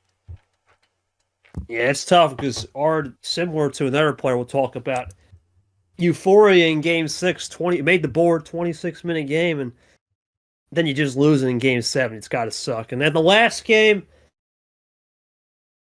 unfortunately, we talk about can't control things you can't control. Can't control Mother Nature for Acosta. Snowstorm showed up late, and, well, wasn't a stream game. You wrecked it. Bird's eye perspective, I was getting torched for Games 1 and 2. Part of it was just fatigue on my end, but Sanford set the standard. I wanted to go out there for the fans, and the next 4 games, I turned back the clock to vintage KT, I guess, from March last year. And found a way, but I wish this game could have been on stream because those first 2 games, if we really break it down, I think Acosta had something for me. Now, of course, the circumstances weren't good, similar to JT, but I think he could actually be someone to watch if he gets the right cards. We're just going to have to wait and see on Acosta. You know what I can do. Make it quick. What's your thoughts as I give a 7 straight win in March? I gotta give props to Acosta, just like Drip. He got in the middle of a snowstorm, and we were all like, after all this, we thought Eric Monaco was going to be the one getting the 1 DQ out of the 32 games that we scheduled, but nope, it was almost Acosta. But then he came in, and despite a snowstorm, bless him, he showed up and he played. And we played every game in a round to 64 for the first time ever. Gotta hand him that. He definitely could have given you more of a fight, I think. And obviously, I know what you can do in round 1. Even in March, I had no doubt that you were going to win that one. Everyone picking thought that as well. So it is what it is. We'll see what Acosta can do under normal circumstances come T2. But, yep. That's all I can say. Right? Usually, I keep my cards close to my chest, so we'll keep it. We'll keep. That's how I do on the Power KT usually. Sure. All right, we'll go back to the top now, and I just foreshadowed it. Ashley Allen, and this was the first time. This was a doozy. Unfortunately for Notshort, he probably wants to forget this game. For KT, he's wishing he had this game. I wish I had this game. We needed a swap, man. We needed a swap. Look, it was Monkey's first tile. Give him credit. He did a pretty good job. You can't judge him off this. It's not a game for a pro. I'm sorry. This is a pro style game. If you don't like pace management, if you can't stand long drawn out plays, you're not going to like this game. That's what it was. It was a 12-round boxing match. And for Allen, similar to Ard, had a Game 6 win that it seemed to shock the fans. 41 minutes. It was the longest game of 2020. That just shows you how, in an era where the bot has allowed quicker games, you still have Ashley. I'm not going to say Ashley's dark. No way. Because Ashley's won in quicker games before. It's just a situation where she was up all night, right? She was up since 5. She was up since 5 a.m. You got Allen that, looking someone back at the comments, dude was just popping whatever middle of the game, right? Having fun. Probably has a stressful thing with his job. He said he'd never played anyone that methodical. Well, that's I think that's true. I'm trying to. We obviously, me and him played. Maybe that's the thing with Ashley. Everyone says, "Oh, KT Ashley, same player." Not really. I don't have that crazy methodical play unless it's a game sealing move or something, right? I think this really says a lot more about Allen than obviously we all know what Ashley can do. Only 1 seed remaining at this rate, and we'll talk about why in a second because we lost the 2 and Brad and JT. She's a world champ, man. What is there else to say about her? This is a Hall of Fame career, and it's only been a year. That just shows you what Ashley can do. But I want to go to Allen. He said something really interesting. This is one of the theories I had. Is winning in round 1 on a checked out player a good thing? Is a sweep really a good thing? And that's the thing for Allen. He said in his post game, you don't get the reps when a checked out player. And you got to go into I think this result should have been flipped. If Allen had the reps, right? In my deep net, if Allen gets the reps, he might win this game. But it just shows you, in this league, with this bot, if you don't get the practice, if you don't get the rep, we saw with By Island, everybody faltered except for Ashley. You're not going to take it. We know Ashley doesn't practice much, but there's a reason why she's carrying on the MRE brackets page I'm on, the number 1 plate. And until you can be the champ, you got to beat the champ. Congrats to her. What does this say more about Allen, though, and your thoughts on Ashley? Just this new style that's coming out for her, it seems to be working. Well, we talk about what Allen's dealing with off the table. He's trying to get back into the workforce, having a lot of trouble getting jobs. And so, his head may not have been in the right place, but, he's definitely came to play. I mean, I think we talked about it in T5 last year, making that run to the Final Four. Vintage Allen's coming back, and this was just another scenario of him doing so. I really thought Ashley was going to win that game. I thought Allen sent her back, and that's why it took so long. And also with the 5 a.m., me and Monkey were just theorizing. I was theorizing that she was being a little methodical and trying to slow the pace down because Allen was playing aggressive. Because you're playing against the champ, you got to play aggressively. You got to try and rattle the cage, right? That seemed to be his whole strategy the entire night. And to me, I think, especially in that 41-minute one, I think Ashley really tried to slow the heart rate down. Really tried to slow him down. Try and counteract the aggression. And I think she did a great job at doing it. Now, I think part of it might have been because she was up till up since 5 in the morning, but it's definitely not all just that. I mean, because there were some points like, oh, sorry, it's my turn. She did a great job as she always does, and Allen definitely once again showing that he's really starting to build himself back up, and he's really gonna be. And he said many times it felt like victory lane all over again with these long games. So it's definitely gonna be, and it's definitely gonna be a guy you don't want to face come T2. No, if he gets that job situation, Soren, if he's saying stuff like that, Caesar and I know that's a scary.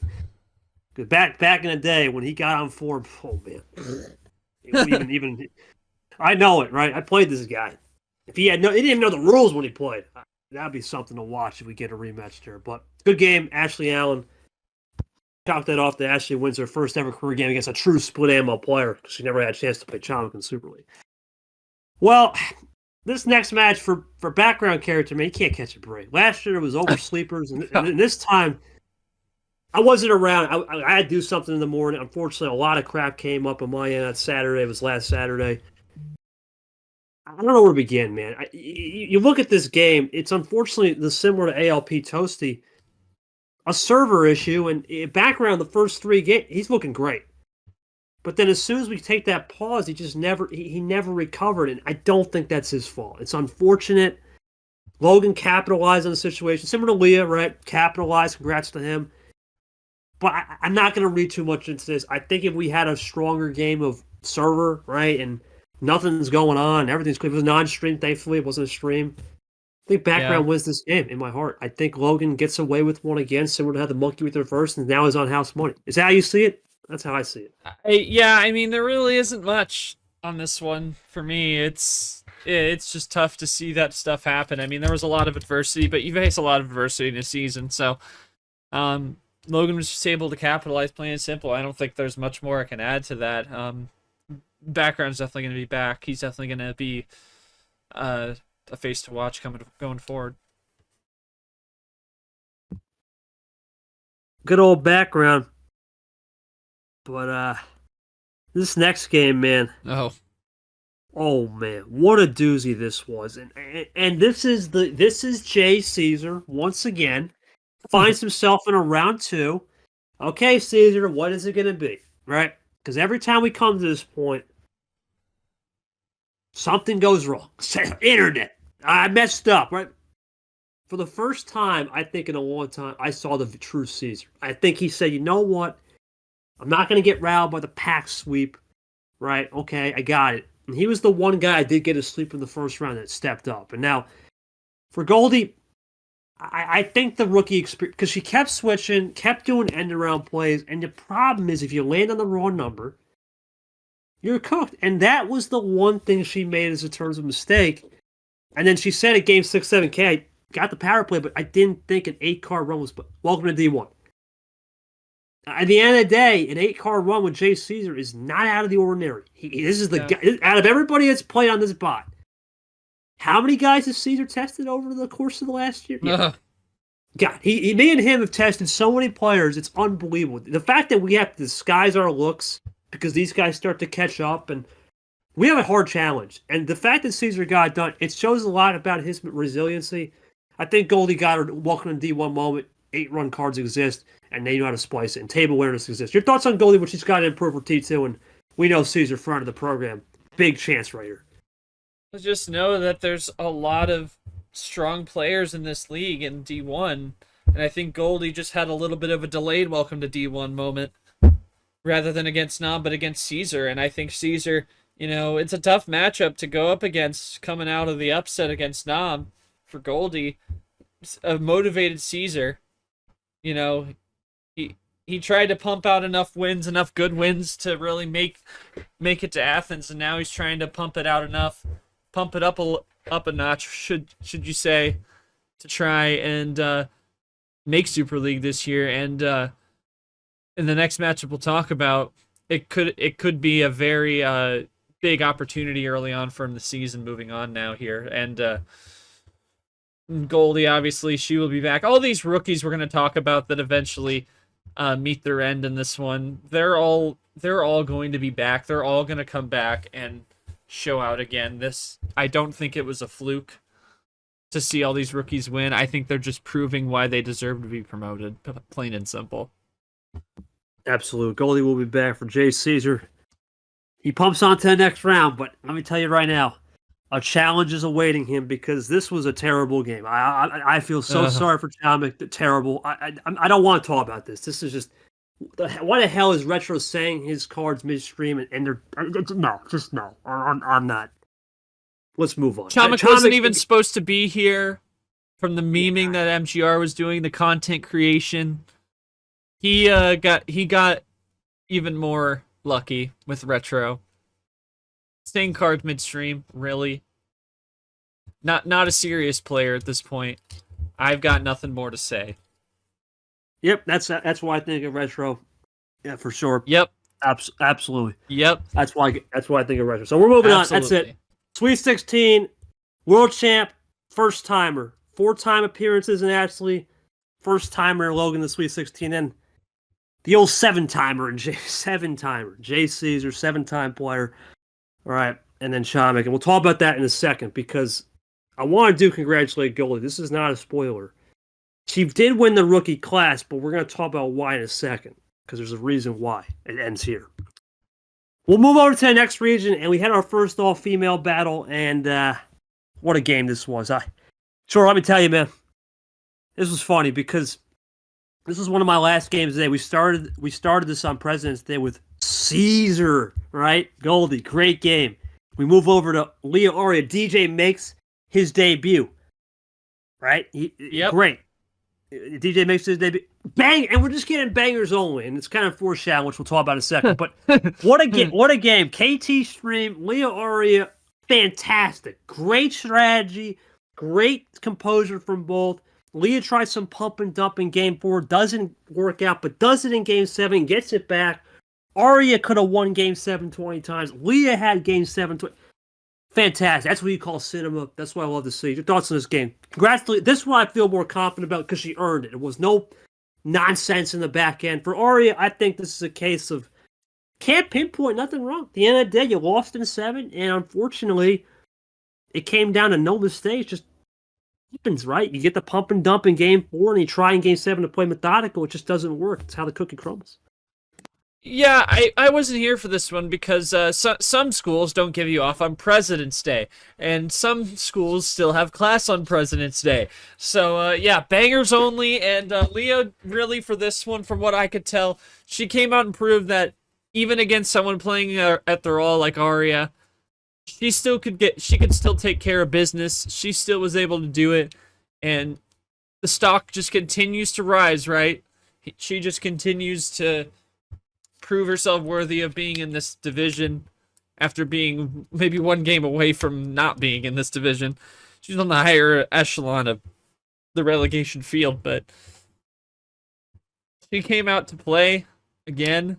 Aria, she will be back, and she's really showing off. She's trying to pick up where she left off after a year off, and she will be back come T2. And Leah again, and we're gonna talk about the matchup she's got in a second because it could be a big resume build. They're talking about a 16 seed making the regional semis, and now what a test she's gonna have here come round number 3. Oh man, This was a game I also love to forget. And we talked about hockey. I gave him all his praise, big hockey. What the heck was the composure against Japan? I don't understand. I don't understand how round 1 you look vintage, looking like a prime whatever, and then go to whatever that was. I don't know, man. Hockey, look, love the guy, but you can't do that against a former world champion. I'm just going to put it that way. He's got to learn. You got to go back to what you did in round 1. You can't get caught up in a listen, he went from a stream to a non-stream, which is rare. Yepes was on 2 non-streams. He likes non-streams. In fact, Yepes has publicly said he prefers shorter games or non-stream. Doesn't want a KT stream because I take forever. I understand. No offense. I don't take the time of his regional right. semifinal. Right. But now it sets up it sets up something, man. It sets up something that is unbelievable. Leah Yepes is similar to KT. That was the round 1 T124, and that is just that's insane. Yeah, man. That's a crazy. Your thoughts on first before we get to that? Your thoughts on Yepes just really taking hockey to school. I don't have much to say. I really don't. Yeah, Yepes really. Yeah, he went out and took care of business. We'll never know what exactly led to hockey playing that differently and the composure and all that. It's really hard to tell.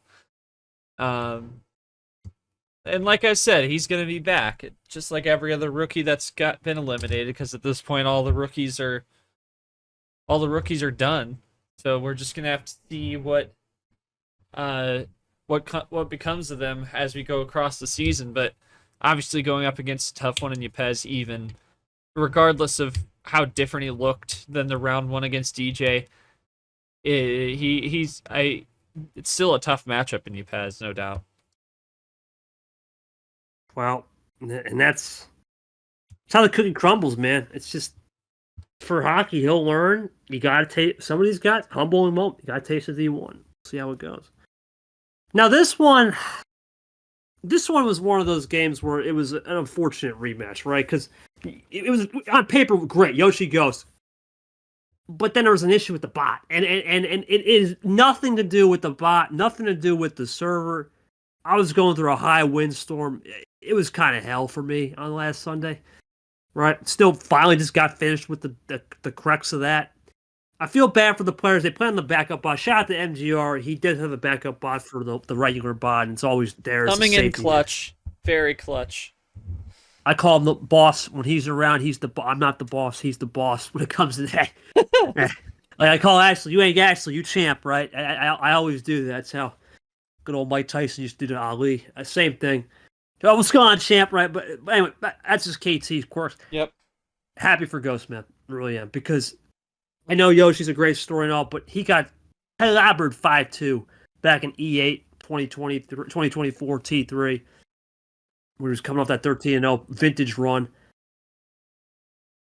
I think this was a case of Ghost took advantage of the circumstance for Yoshi. We talk about this short. You can't gamble on a 5 or a 6 in a game. It doesn't always work. I see with the vision, he tried it against G, it worked, but Lightning's not always going to strike twice. Do you think that's a case where he could have just went back to his roots, 12 or 13?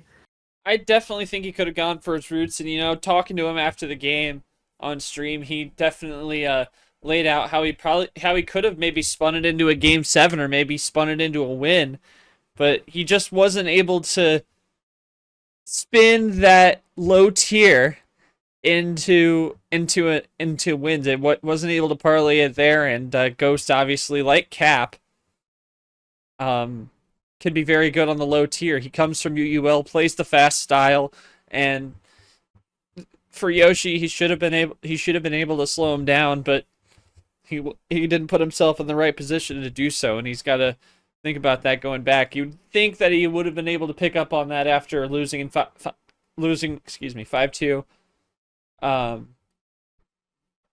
last year. So it's definitely something Yoshi really has to take notes on and adjust, and I'm sure he will be thinking about it until T2. Well, another rematch. Good old T3 2024. Oh, man. Everyone said, oh, KT, or not KT. Everyone said, KT, I don't know, man. Myth, you always beats Cap. Even said Myth always beats Cap.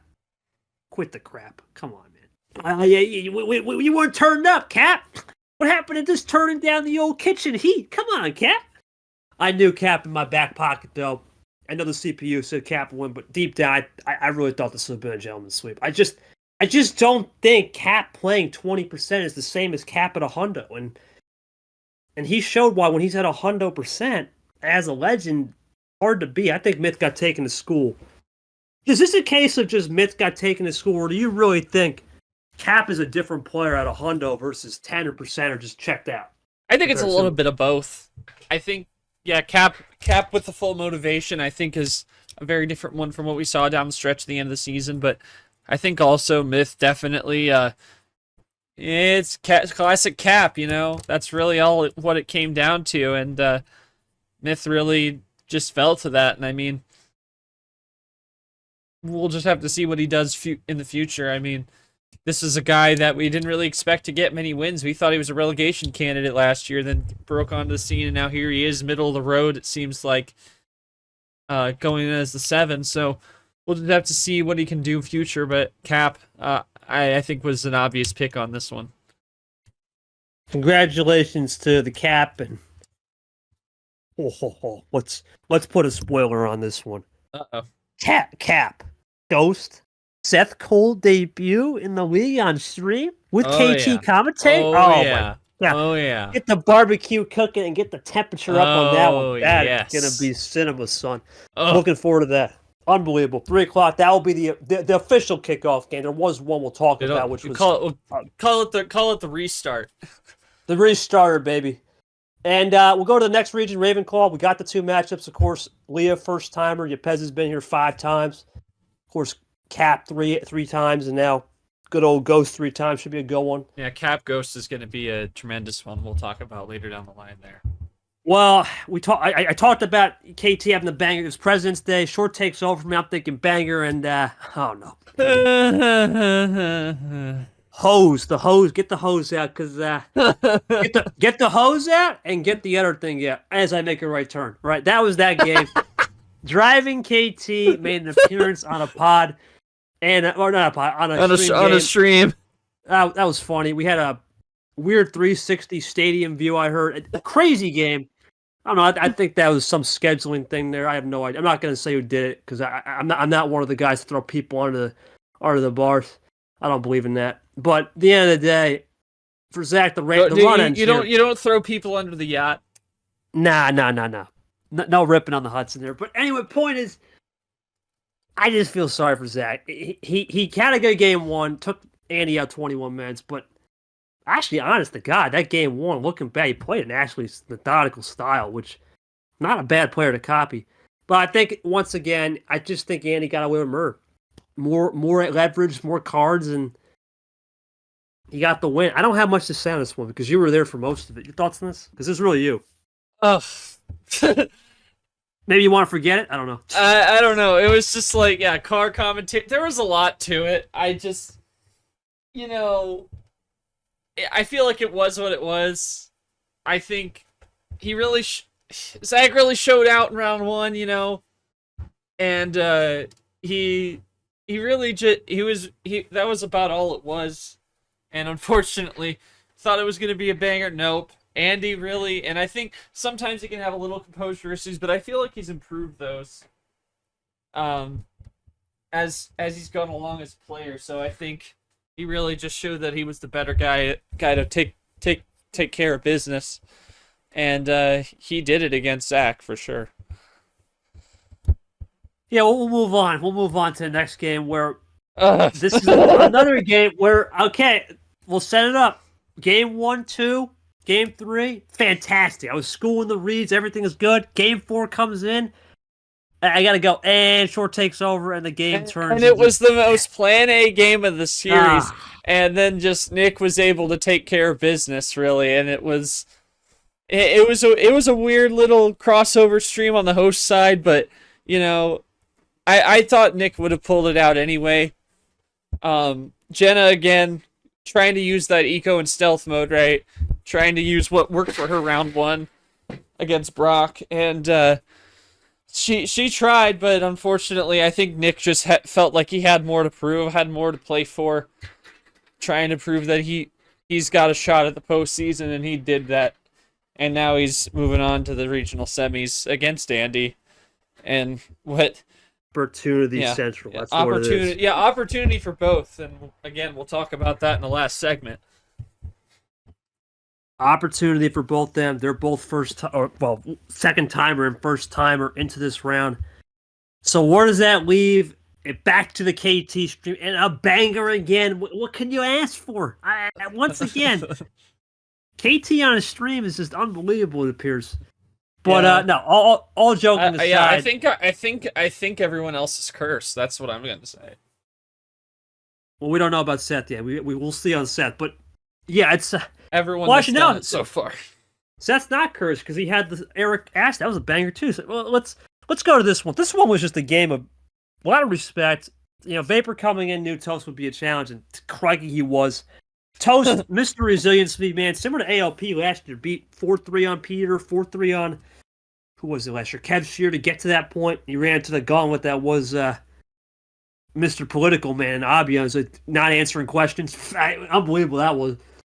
Good old T1 last year. But for Vape, Ashley and Alan were political too. they weren't answering. I mean, Alan had a little answer, but they weren't really doing much in answering either. That's great to hear. I'll have to reach out to them for potential running mates in my 2040 campaign. Anyway, when I run, it's not all jokes aside. But the point is, gotta have a little fun.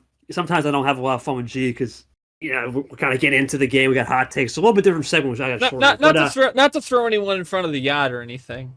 No. I mean, but G knows when we podcast, it's more serious, right? I'm trying to have a little fun, a little lighter side of KT because let's face it, man.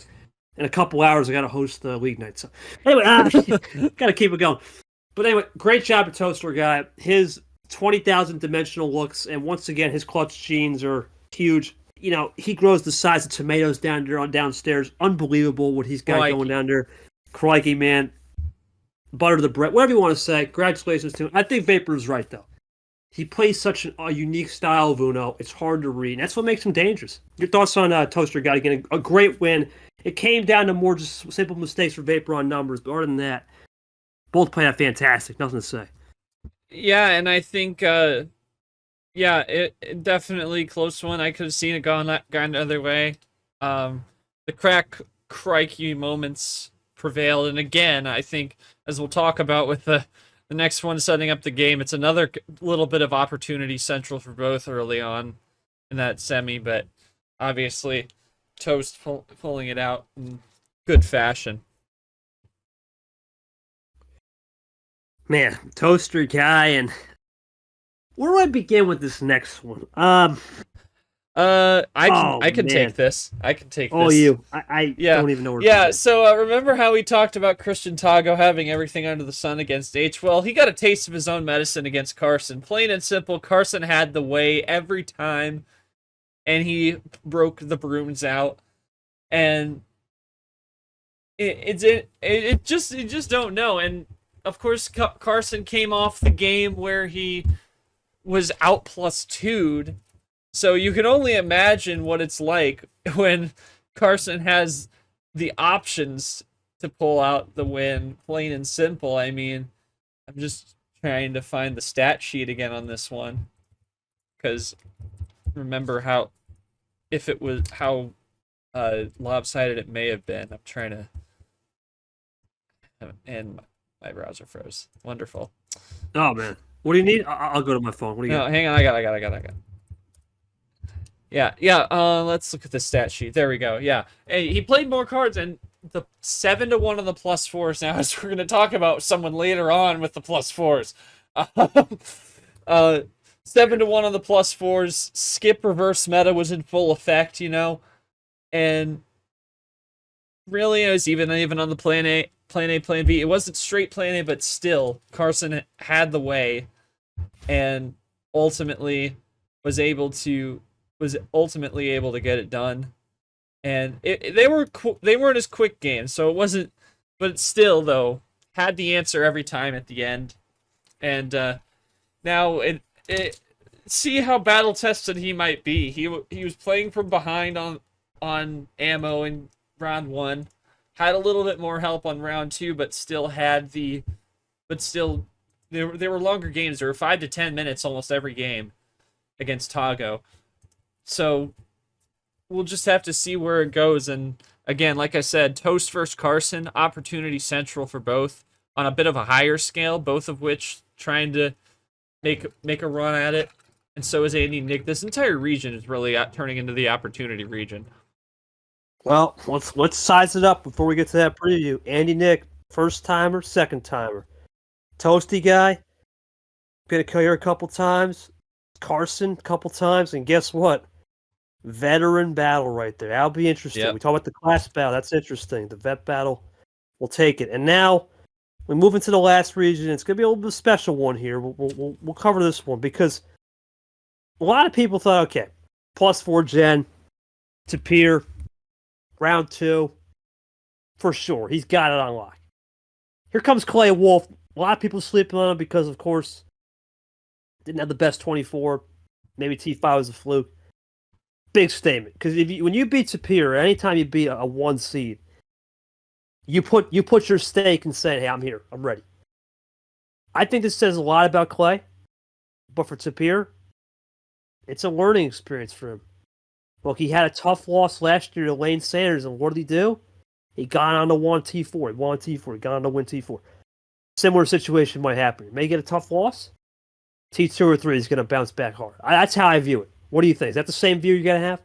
I think I can see it. For who? I'm sorry. Tapir? Tapir. Yeah, I think he's going to bounce back. I feel like Clay had a lot to prove, and I think the gen just wasn't working for Tapir. And Clay really was just out to prove a lot. Obviously, we thought T5 Clay was going to show up last year. Didn't happen. And now he's trying to make it back. and making the Sweet 16 first time out, definitely a good starting point, good foundation. Good old starting point for Clay Wolf. Crazy series this too. He had ALP, the 4-3, the reverse sweep, and then he gets the win on the 1 seed Superior. Pretty hard path. It's pretty. When you're a 9 It's seed, not you easy. 8-1. That's not easy. So for Clay, pretty good here, right? Now, for Lane and Bo, the game. This was a game of opportunity in a sense that both guys had been memed on, ridiculed in the past for different reasons. I know Bowtie had that one great win against Japez in 23, T5, which he still uses his greatest threat in the league, which is interesting. But or one of his biggest threats. Lane Sanders right here proved why he's starting to turn into this Lane insane train. Right, this was the game. Look at the stats. May have not had the greatest first couple games, but we talk about with Lane. You've done a lot of Lane streams. I know I did some in 23, a little bit in 24. His power play usage, man, is just so wild. And that's what won him this game. He doesn't use it to close games. He uses it early and says, hey, come and get me. It's risky as heck. But guess what? When you've been at the bottom of the barrel before, what do you have to do to win games? Be risky as heck. Do you think this house money mindset for Lane was the ultimate definer of his career path moving forward? Because I don't think he had this mentality ever back in 23 or 24 when he got ridiculed by DJ 4-0 back in T1. See, you gave him a talking to, and that's just seemed to have changed everything. I feel like we're going to keep revisiting this for a while. The way he turned himself on a dime in T4 last year, and he's continuing to go out and prove why he's one of the best out there, and he does it again against Bo. He's got different, and that's really what you got to have in this league, right? We talk about all the different looks. Here's this power play usage that doesn't get used to close out games like everyone thinks you should. So it's a different way to run it, and that is a different scouting report for everyone, and that's really what you gotta figure out with Lane, and that's really what he's going out and proving. We talk about this sometimes. A new thing comes out, Wildcat offense, or you play this more one-dimensional thing. It's a tush push, right? One-dimensional thing. You got it's an extra layer, and for Lane, he has that extra skin layer where everyone has to figure it out. It's a copycat league. Someone's going to try it. We know Yepez is one of those guys, but I just think it's even more dynamic than Yepez because Lane just don't know when he'll play it. He could play game 3, and it's a 9-game set. Dude, what the heck? Right? That's how Lane is. A little foreshadowing there. Lane Clay, rematch, T2. Lane took care of business, 4-3. We'll see what happens. It'll be one of the few previews coming up. But it will not be a preview, more one of the few results that happen. Well, this is sweep number 2, and this was let's move on because it was unfortunate. Well, you give me the assessment of Drip because you're the one who played him and I wasn't there. Go for it. Well, this was Sting Camaro. Oh, Sting Camaro. I'm sorry. I'm looking at the wrong thing. Yeah, no, I wasn't playing Drippy. Hold on. This one was more unfortunate. That's the next one. I'm sorry. I was. Yeah. Anyway, yeah. Sting Camaro. This was more unfortunate. This is more unfortunate. Was that you? You streaming that one? Was I streaming that one? Oh, that JT. Oh no, I was JT. Oh yeah, that was a. No, that was a JT solo. That was a JT solo. So yeah. Yeah, I really don't have much to say about this. I really wasn't there. It's kind of something you move on from. Camaro, I think last year he really found his magic down the stretch. Like he really wasn't in a position until his T4 run. So I think for him, it's going to come later in the season, if anything, unless you find some spark earlier on. But yeah, Sting was the better player, plain and simple. Well, then you got my game with the CIA FBI thing, and oh man, game 1, we hadn't seen anything. We hadn't even seen a 20-card comeback. I think the most was 19. Let alone 33. And unfortunately for Drip, he played a power play game 1. I get the move. Changed the momentum. start to rattle those former champions. I get it. Forgot to call out though, and then you give me the mother of all +4s, the Wilds on the back end, where it was a bottom deck game. From there on, he just never was the same. Messed up in game 4 in a while. Game 3, he got beat to the punch on a power play I did on defense to win it. Pulled a Sanford Ard. Sanford on Camaro. Allen, I did that last year against Allen. Art did that against Allen last year before he became vintage, really. It's tough for Drip. He plays 70, he does 70 hours of work, and then you're asking him to come out here and play a game. I feel sorry for him. I'm not going to say too much. I think if we get him in a better mindset come May, when he starts to get things set out at the old restaurant, I think he'll be better. I'm not going to comment too much on this one. I really don't know. It just depends on if he can find any way to settle it down. Otherwise, I think it's just going to be it might be the same old script. He's still a good enough player to even pull out a round 1 like he did against Ard. I think we beat anybody, but he's just got so much to do, man. There's really no other way to slice it. There is no other way to slice it. I'm going to say this right now for Drip. I wish him the best. And I don't think this was a usual sweep. I think if he plays way more composed, this could easily be 4-2. Right, 4-3. But we'll see what he'll do come T2. So before we get to of course, D2 with short, Pampering rookie expectations in the Sweet 16, we did have one Sweet 16 game. Obviously, we made a change in the offseason. You can't play the window. It's called OP window. The operational is full effect. I know someone said, well, okay, what about the waiver? The old one finger salute to the waiver. I don't care. At the end of the day, they were honest about it. Look, at the end of the day, Lane's schedule was fine. It's just Clay's got a bad work schedule. Let's play. Yeah. Let's run it. Let's run it Thursday. And this was the best. This was the best game of Lane's career of all time. And I had to dare I say the best win of all time. 0 +4s to 5, and he had no wilds till game 4.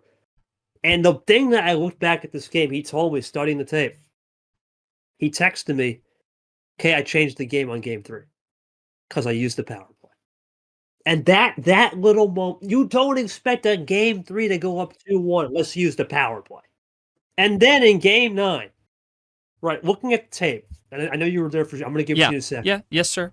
17-2. You're thinking, it's over. Right, everyone thinking, I saw that, I'm like, 17-2, how does Clay choke it? Power play. And then all of a sudden, Lane goes to blue. Genius power play. Plays this was the closest you could get to a KT Ashley style win I've ever seen from him. And he doesn't even look like the KT Ashleys of the world. Greatest win for Lane ever in his career. That was his 11th win, 11th heaven for him. Congratulations. What was it like, first perspective? I know Clay was devastated, but to Lane to do this again. Houdini has arrived. That was the best stream I was a part of the year. Best game of the year, 100%. I mean, you talk about the +4s. He had 0 +4s all series in 1 and 9. That is the first impressive thing. The other impressive thing was he had no wilds. Clay had 5, I believe, through the first 4 games, and he still split the first 4. Like, that is it's a testament, but again, it's the same first take style question. Did Lane lose or Lane win, or did Clay lose? And I think it's a bit of both. I think Clay definitely, he's not very strong on the power play, and he definitely may have made some missteps, but it was back and forth it was back and forth all night. After game 4, the home player was unbeaten, but then it started to shift a little bit, and we were talking about it all night, us and the VC, and I talked to you about it. Really, I think this win for Lane is a statement to the league that there's more than one person that can win fighting 10-on-1, because he was complaining about Clay finding everything under the sun, because he was. But he was still able to fight. He was still able to play even. And, we talk about you, KT, being one of the few players that can win a game with just numbers, right? And Lane may not be on that level, but playing without a +4, playing down on the wilds, he ended up with about 5 or 6, if I remember.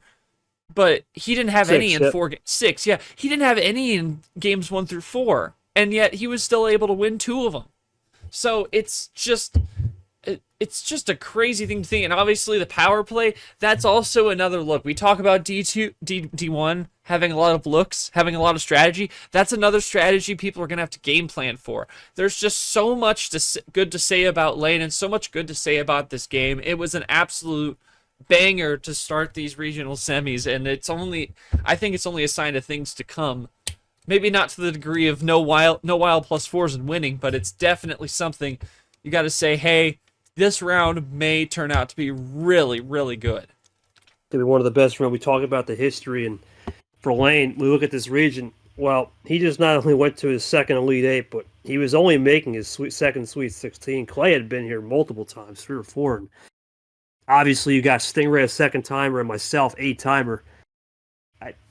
We're gonna see. It'll be me or Sting. Either we're playing Lane. We'll see what happens. It's gonna be a good one in the previews. But we're gonna take a little break from D1. We'll go D2 and Short. Short, just kind of, we're not going to discuss everything that needed to be discussed. We're going to keep the internal issues. Obviously, we don't need to discuss the meetings, the accountability session, the accountability. Yeah, we're not going to discuss that. But just go over some highlights with D2 and Short for D1 or D2 in round 1 and 2. Just give us some highlights. Go ahead. Oh, highlights. Okay, well, I felt the round 1 to me. We had 67 players, so we had a few plans.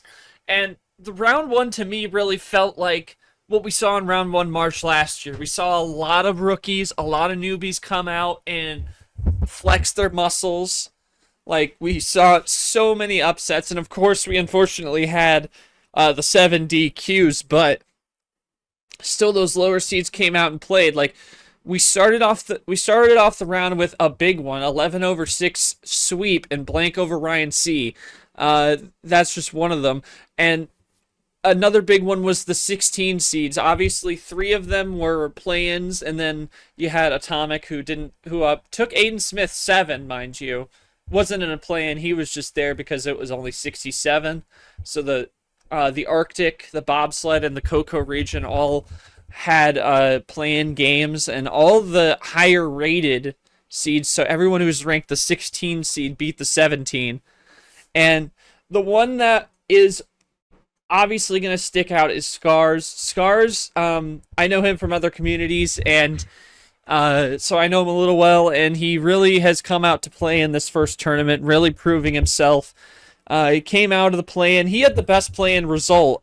Like, Lucas beat Mabel in 7, Tevin beat Ninja Jackson 6, but Scars beat Tara in 5, and then you went to play against the 1 seed in the region, Amazing Pikachu, swept him out of town. And mind you, Pikachu very close. I believe he came out of LCQ or was ranked high enough to be in D2 Championship, being the 1 seed. And he swept him out of town. And then he moves to round 2 against Guest. And Guest, of course, dealing with some family issues. We wish him nothing but the best.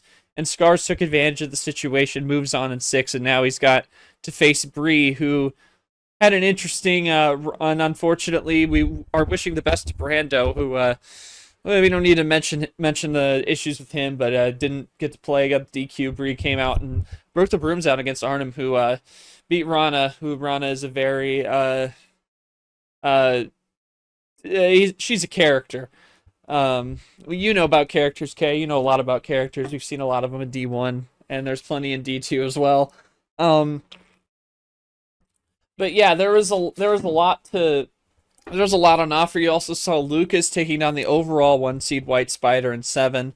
He fell in round 2 to Geo. There, Shadow Hunter upset the likes of myself in a 13/4. That one in particular, I was 1 turn away like 3 times, and he beat me in 5. Hats off to him.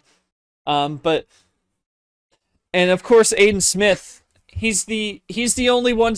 He is the only 1 seed left. All of them were overturned. Evan, the highest rated rookie at the 9 seed, beat Jackson, who actually, this is how crazy the seeding was T1 last year. He was rated as the top player in D2. And he never has fit that billing. And Evan beat him in 5, and then went and took down the 1 seed in the region. Rune came off the sweep of Tevin, came off that play-in. Evan beating him in 6, and now he's in the semis. So There's a lot to talk about. Some of the top players that really stuck out. So top 4 seeds, the only ones you really see are Aiden Smith, Luke, Smokey Clint, Sam England, Oh God. Mark, and Myhel. There are tons of upsets everywhere. So now you set up the regional semis after a little bit of that. Another one that's broken out on the scene, the one of our first German player, Marcus. He's made a Sweet 16 in his first try.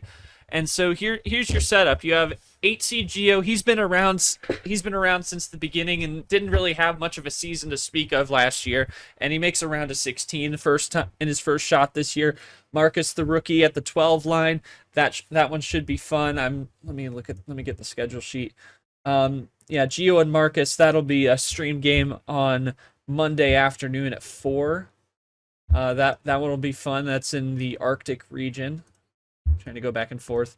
And then you have Nathan, who, Nathan, plain and simple, he doesn't want to be here. He stated his belief that he didn't agree with the model of scheduling in this league, and he didn't really want to be here. But he won his first 2 games. He beat Cody Goforth, who again, Cody Goforth, 0-7 in his career, and still trying to find the Game 7 win. I remember beating him last year. I believe it was T3, and he just was, or T4, or T3.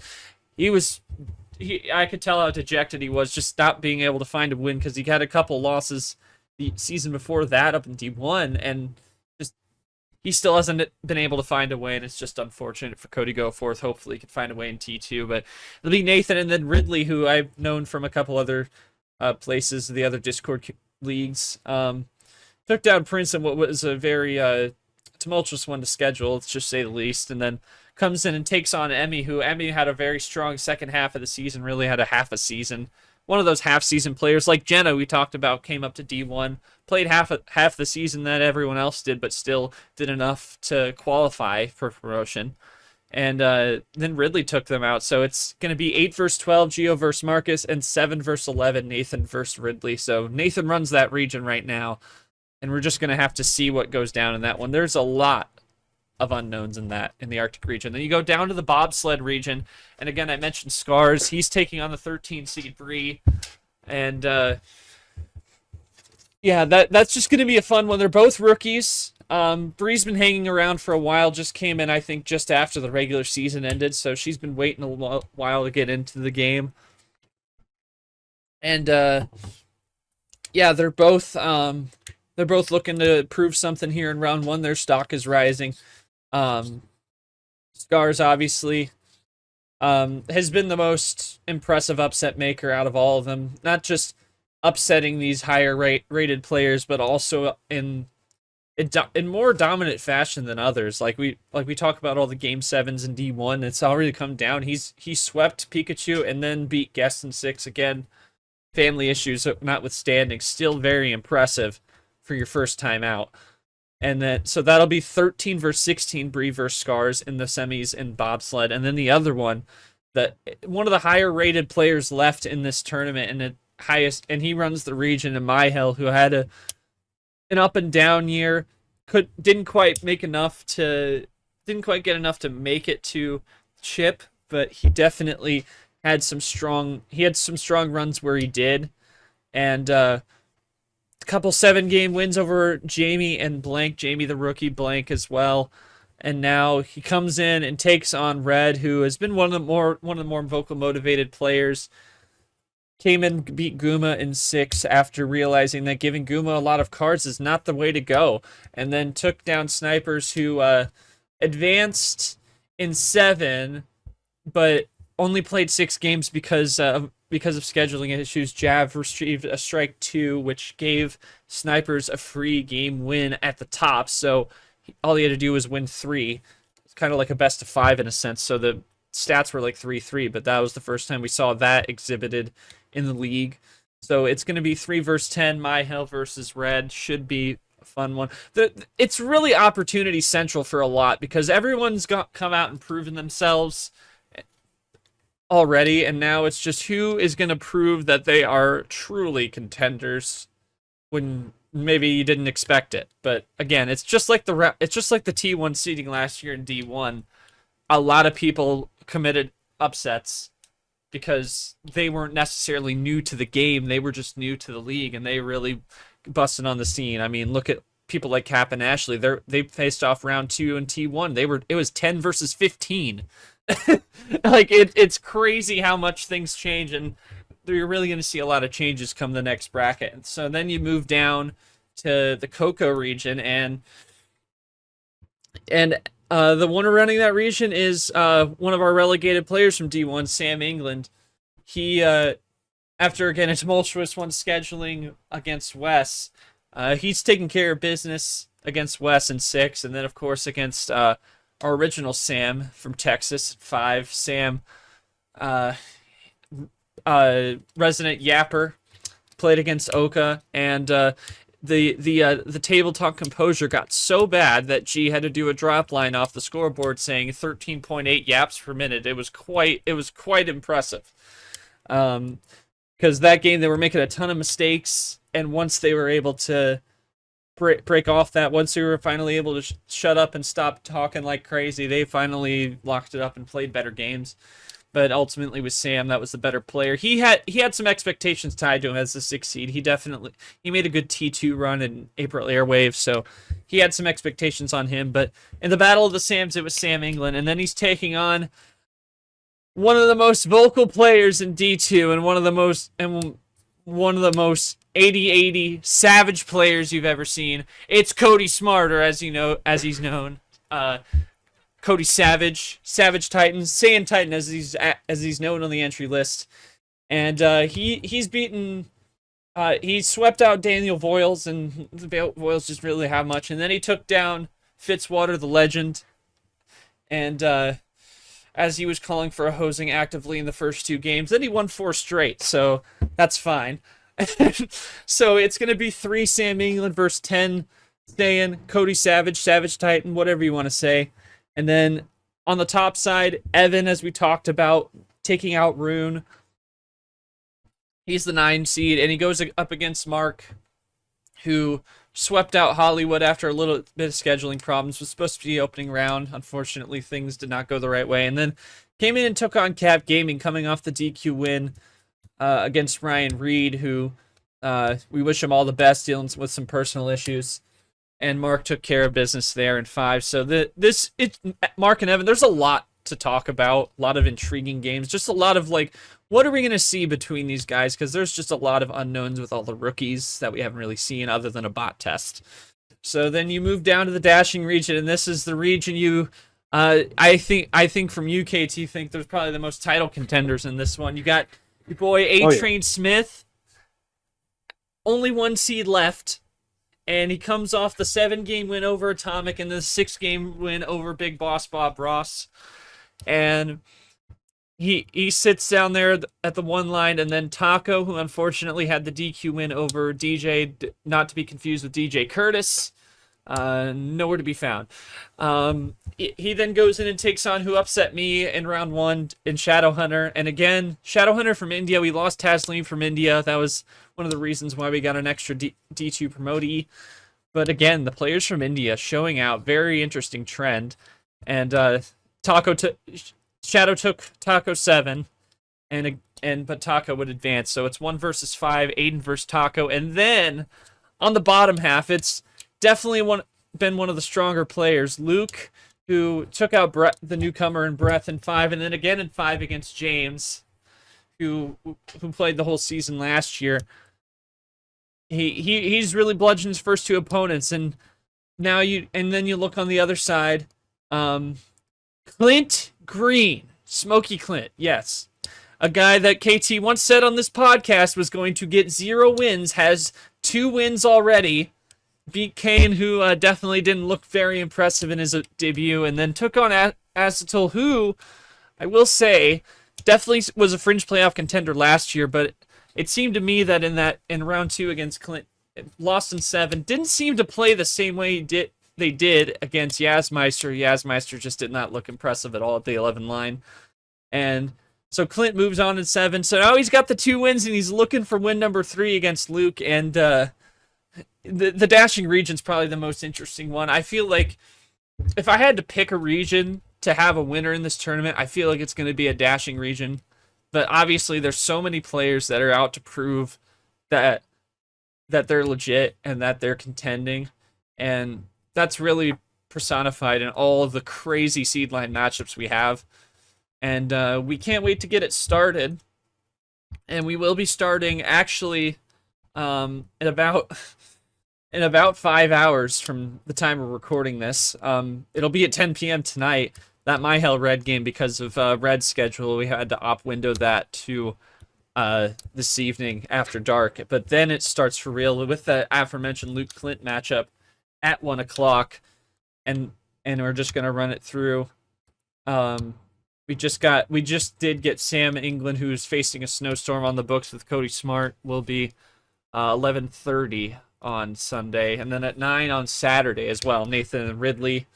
You have Aiden and Taco at 11 a.m. on Sunday. I'll be there for all the streams, in fact. Me and Yoshi will be there for that one in particular. And then Sunday night at 8 in prime time, it's going to be Mark and Evan. I'll be there, of course. And then Geo Marcus mentioned at 4 o'clock. And then rounding it out, it'll be Brian Scars at 7 on Monday. Yeah, Monday. And that is the round. So be exciting to see how these semifinals go. I think that they could just be just as entertaining as what we're going to talk about in D1. I know this is D2 with me, but KT, I mean, you kind of talked about the D2 a little bit. May not know them as much, but obviously you know the guys in the dashing region, a little bit in the Coco region. What are your thoughts on just seeing all this chaos seeding wise go around in D2? Because I think it's just to me it's a lot chalked up to the rookies. What do you think about it? In D2, there's more games where skill difference matters, because not every player has the experience of okay, I know where an end around is. Oh, isolation, KT. We don't know those plays down there, right? So there's a couple guys I told you Luke and Aiden Smith were my two favorites. I still think Cody Smart, you say what you want, if he gets hot, right, has some crazy momentum, he could get hot and get it right. Evan looks good. You can never count on my homie Gio. Yeah. There's a couple I'm watching. I still think it's Aiden and Luke. Those are going to be the two guys I still think are going to be my cap and the feather. But yep. I don't know. It's wide open. You never know what England could do, right? I remember him, obviously, Clint Green. Who knows if he rips one or not? But you never know. You never know with those guys. Marcus was a good pick. I remember saying he would upset a couple guys. I said Ami and someone else, I think. I rode his train for a little bit. It's a good feel. But at the end of the day, down there, it's not about skill in terms of, we're going to have 75,000 moves. You might only need 5 moves and you can finish the job. There's only a couple guys you can do. Luke, got a 10D player. Aiden Smith, 15D player. He knows it, right? It's ironic that Ashley and him are the 1 seeds remaining, considering they're in 2 different regions or 2 different divisions now, but they played in T5. It's just mind-boggling. They're the last 2 left. Yeah, that's ironically, that 41-minute game we had last night with Ashley and Alan was about 18, 19 seconds short of the long game between Ashley and Aiden last year. So I thought that was a fun parallel. But what I guess from more of from a host commissioner perspective, you created this league. You creating this league gave way for this D2. You given your thoughts on like who you think is going to make it out, but what are your thoughts in general as a commissioner with that commissioner hat on to see all this, I mean, you talk about them on the table, but just to see all these guys showing out. We see it in D1, we've seen it now in D2, all these new guys showing out and proving themselves. Just what are your thoughts on them making names for themselves? Because we saw this in D1 last year, and we're seeing this to a lesser degree in D1 as well. Well, might as well just transition into the next topic to keep things rolling. Might as well. D2 side, we kind of have to ignore Luke, Aiden Smith, Quinton Green, guys that were here last year, Cody Smart. talking about playing rookies such as Evan, right, Marcus, for example. I think it's just the element of unknown, man.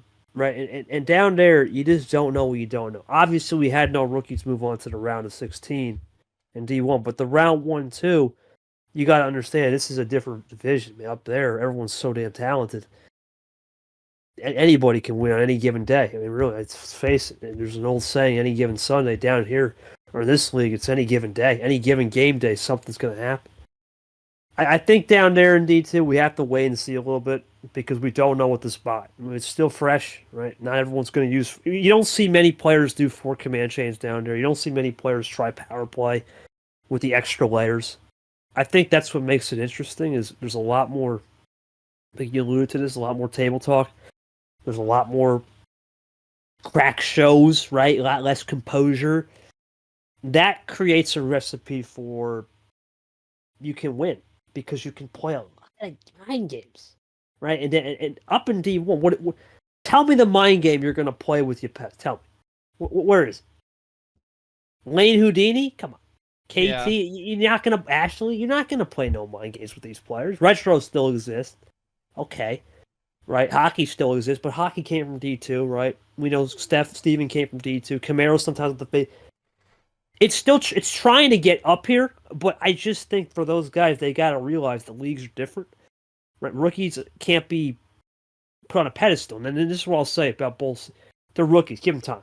I'm never going to overreact. I'm never going to put a rookie in, all right, after tournament, put him in Super League. Oh my God, put him in relegate. No, give him time. Right? You have to give him at least,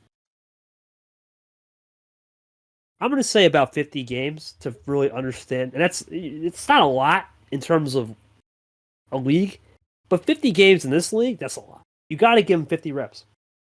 Then I'll know where you're truly at least in D1. D2 is less because remember, there's no T5, right? There's an LCQ that's kind of hit or miss, right? You only can get there on certain revenue, I'm thinking business. Certain requirements, right? In terms of 5 wins or 1 Final Four.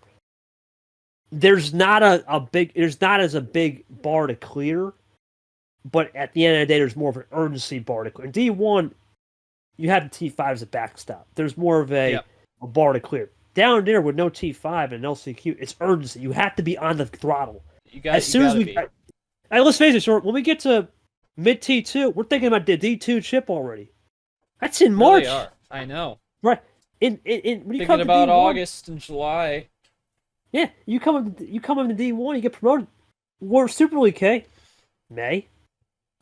Late May. Yeah. We'll start talking about it. It's a whole different difference between, you got to think about it in March compared to late May, early June. And that's the biggest thing with these rookies. You have to understand it's not a sprint, it's a marathon, for sure. Yeah. I think you wanted to come in here. I have one other thing to say. Yeah. Let's not put these people on a pedestal that are coming up. Camaro, Hockey, Jenna, Goldie, right? I'm not going to count Eric and them. That doesn't count. Right? Yeah. Steven. True rookies. Ashley was not a true rookie. I'm sorry. That was a world champion that beat 250. No. Don't even say, oh, well, they've got a captain, experience, Sapir, Unicorn, Bad Brad. Okay, Bad Brad may have been a true rookie, but was he a rookie? No. Hell no. Oh. Absolutely not. Stingray even's pretty damn good. ALP can do it. That rookie class last year was goated. Drip, all walks of life, right? You look at the people that are in the class system, and I've got the people that come up. Look how many rookies there are legends now. Cap, Brad, Sapir, Ashley. Okay, they're the big ones. What about Master? We don't even forget, Nam won 11 game last year. William Brock won 9 as a rookie. Not true rookies. Right? Let's not forget about old Toaster guy, right? He's a veteran. He's getting underlooked, right? Abion.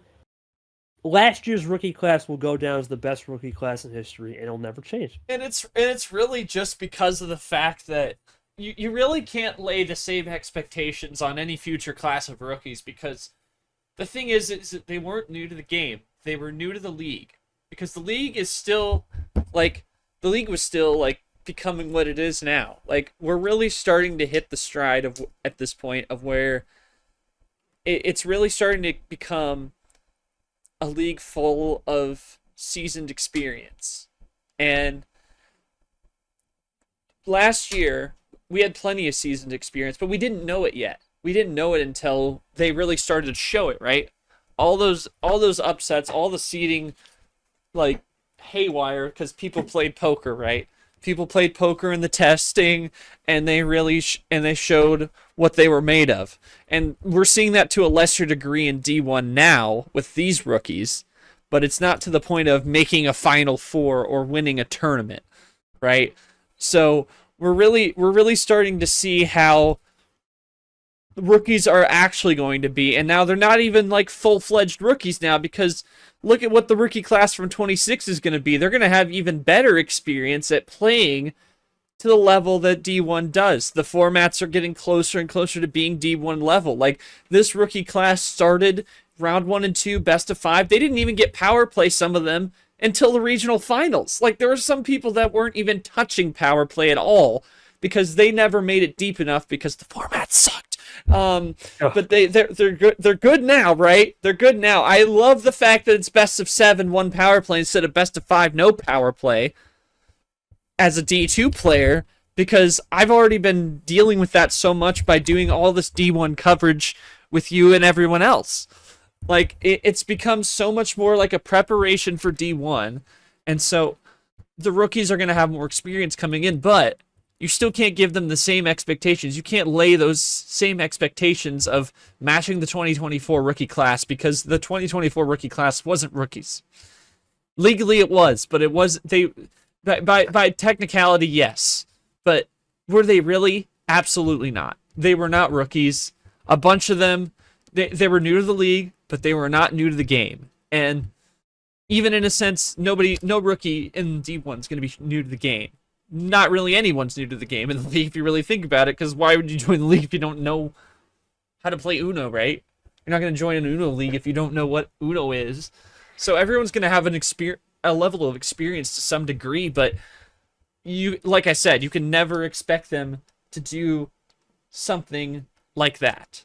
And I think these rookies are going to continue to show us what they're made of in this year and years to come, because there's so much talent, Uno, everywhere. It's a global game. We're turning it into a global game. We're turning it into a global league. Yep. It's a world championship. That's a world championship. That's what, and that was you and the OG's dream, right? Make it a world championship, because we're getting so many more, like, there are so many different nations represented, especially in D2 with these rookies. Like, you have Marcus from Germany, you have Rune Belgium. You have a lot of English players. Breath Malaysia. That's Breath a new Malaysia. One. Yeah. Shadowhunter India. You had Taslim, Yes. unfortunately fell off the map like that. You have all the Aussies. You have Toast, who is New Zealand. Guess Singapore. Singapore. Guma, Poland, right? China, Chomik, of course. Chinese Chomik, yeah, absolutely. Shout Maynard. Yeah, exactly. I mean, there's still a lot of U.S. representation, but there's the world representation is really starting to build, and that's something we really got to keep our eyes on as we keep it going through here. And I think that's really what it's turning into. It's becoming a world championship. It's going to be a world championship, and the best league without advertisement too. We don't advertise. We don't need to advertise, like, really. And I mean, I think I guess to put a bottom line on it, you're not going to be able to expect the same out of every rookie going forward, but you're going to see them still go out and prove themselves year after year as you get a new group come in and an old group go out. Like, you're slowly filtering in the guys that have the looks to get the job done. And that's what you're going to see over the next few years until you start to see them go back and forth on the relegation promotion. I think, for me, that you're still going to see some players get filtered out. Like, there's some players we look at, we're not going to name names, but there's some players we look at and we're like, how is he playing in D1? And there are these guys down here. We had these moments. Like, how are guys like Eric Monaco getting away with these DQs like that? He's got his own things. And M and others that didn't play a full season and just didn't look the part. And then you see all these D2 guys showing out, right? So it's really a testament to what the rookies can do and how the reach of the league is really starting to grow. Is that we're finding more players that have the skills to go up against what we think are some of the best we can ever find. And that's what's going to keep happening, I think, as we keep going on years to come. I love how I said I wasn't going to name names, and then I named names. I'm going to have to cut that out. No, that's fine. That's fine. Eric and M, look, really they played it in round one of this tournament. They showed up. Yeah, right? we really weren't expecting Eric to show up. We were really happy that Eric showed up. Like, shout out Eric. M was different. That was a lot of circumstances. But the last thing I'll say, I was the OG of this founder. I was the OG founder of this league. I've been here 11 straight. Well, actually, if we're being honest, this is my 13th straight tournament. We count the 2 Super Leagues. I've been here I'm the only guy in league history, as of now, that's played every single tournament. Right? I was the OG founder, and I know at a certain point in my heart, there'll be a point where half the league, or maybe 3/4, will eventually be D2 blood. Right? So how does a guy like me that's been playing and picked up the cards back in 2002, right, first time ever, and then started playing in these backyard leagues in 2003 and playing for 22, 23 years. I'm only 20. I'm a young guy still. I still feel 10 years old in my heart. But the point is, I know there's going to be a day where half the field will eventually be these guys coming up. I can't be too hell-bent on saying, okay, if there's a day where just the gameplay is different, we accept it, right? There's going to be new things that they have, or things that they may see from a different perspective that I have to learn. I said this in my game with Drip. I learned a lot from Charles Sanford, of course, but I've learned some things from people such as Leah, Jenna, Nick. I'm starting to pick up on these new strategies a little bit. And you think, oh, KT, you know everything, man. How's that possible? And no, I don't. Because with this bot, it's the old bot, I had a playbook. I knew everything. Yeah. The way the cards were organized sucked. But guess what? That's how my brain processes things. It's a puzzle.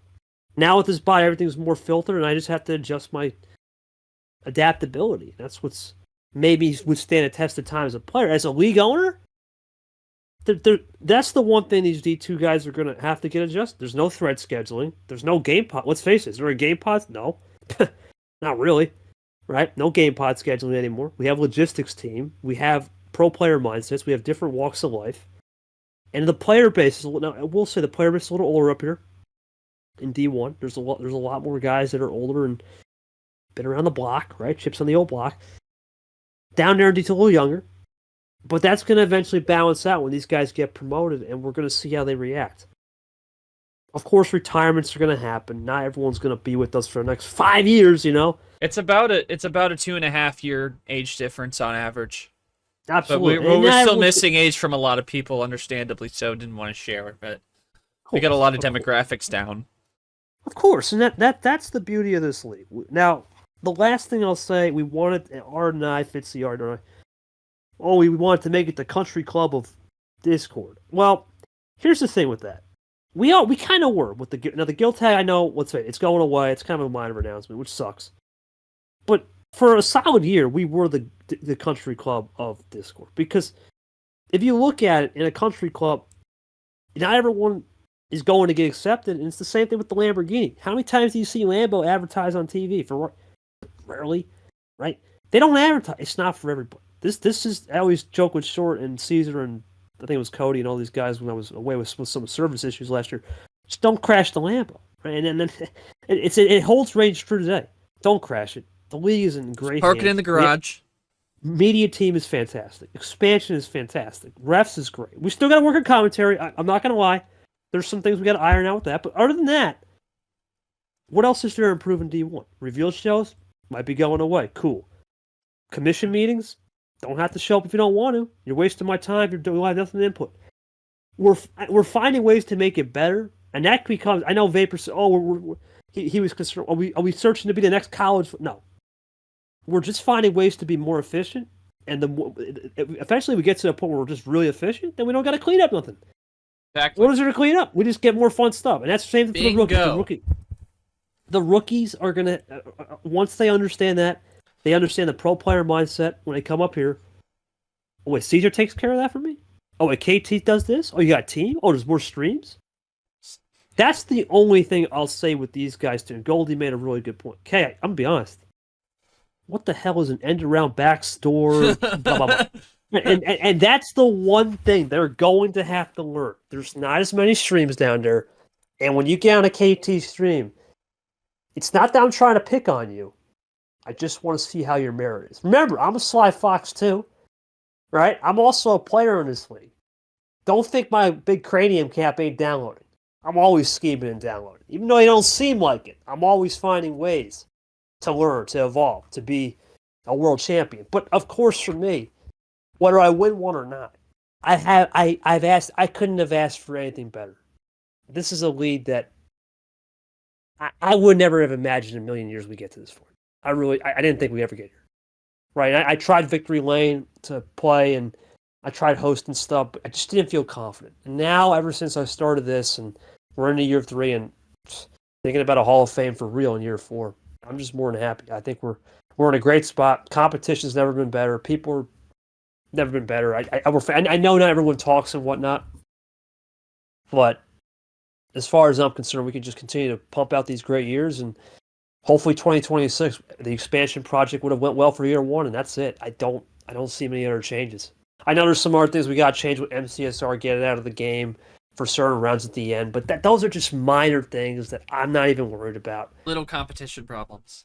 They're just small, and Caesar's not even said, like that bad. And even Jay Caesar has said, the only thing I really see in D1 we could even tweak after we get this approved is Super League. We'll evaluate it, and that's it. Other than that, we're going to have a perfect league. There's going to be no comp issues. Nothing's going to change. At this point, you know when we have real fun?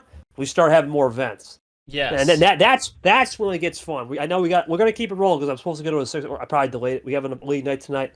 I want to do more fun stuff like that. It makes the rookies' time here easier. It makes everyone feel better. But let's go to those sweets. Great conversation. Rookie expectations. Thanks for short there. That.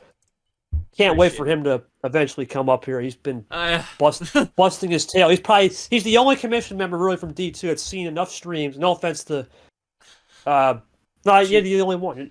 No, you're the only one. No offense to who? Well, I guess maybe G because he kind of more. He's a D2 commissioner, right?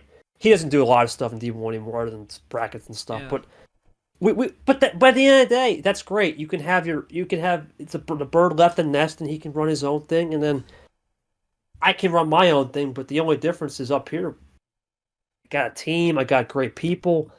I can do more fun stuff off the table too and enjoy my own. But that's another story for another day. We'll talk about. We'll have a separate episode on how this league runs. I know we were supposed to have in the off season.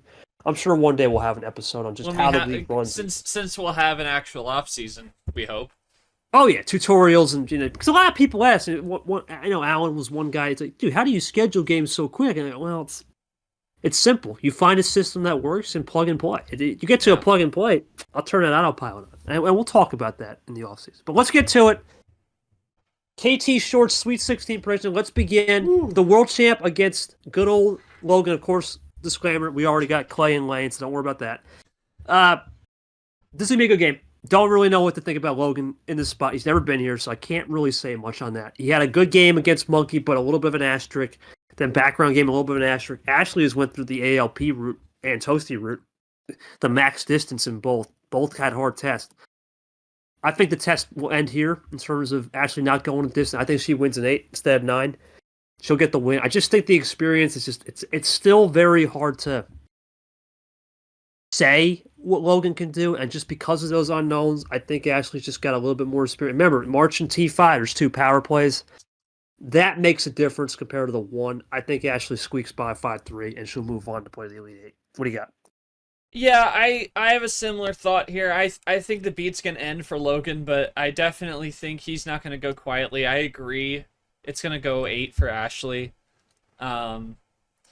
Definitely definitely good start for Logan. I mean, obviously he had the nom upset win last year. That's really about all he had going for him. So to make the Sweet 16, definitely not something to hang your head too low on. But I think it's just all Ashley right there.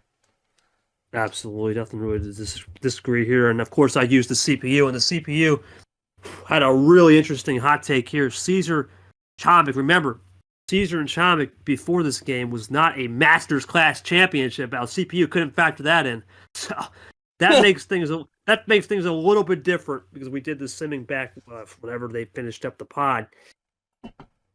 CPU says Caesar wins 5-4. I'm going to agree, but I'm going to say this right now. The only reason why Caesar can win this game is he's seen split ammo in the past with Allen.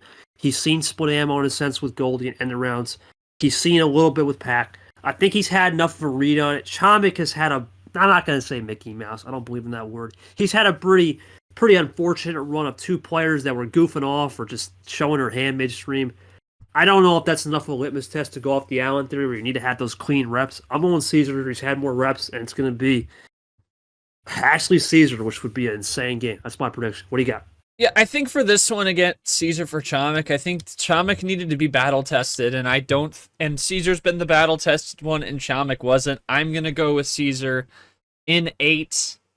I just think by the Allen theory, even before the Allen theory, even with that notwithstanding, I still think you need to be battle tested for a game like this. Caesar is motivated. He is really wanting to try and build that resume early on. And like I said this when we were talking the previews in the first segment, but this is opportunity central for Caesar to really make a good first impression. We're obviously not talking Super League till later on, but that win will take you a long way. And who knows what he could do beyond that. And he'll have a shot at the world champ, which, I mean, who knows what could happen. That is if she were to win against Logan, which I think she will.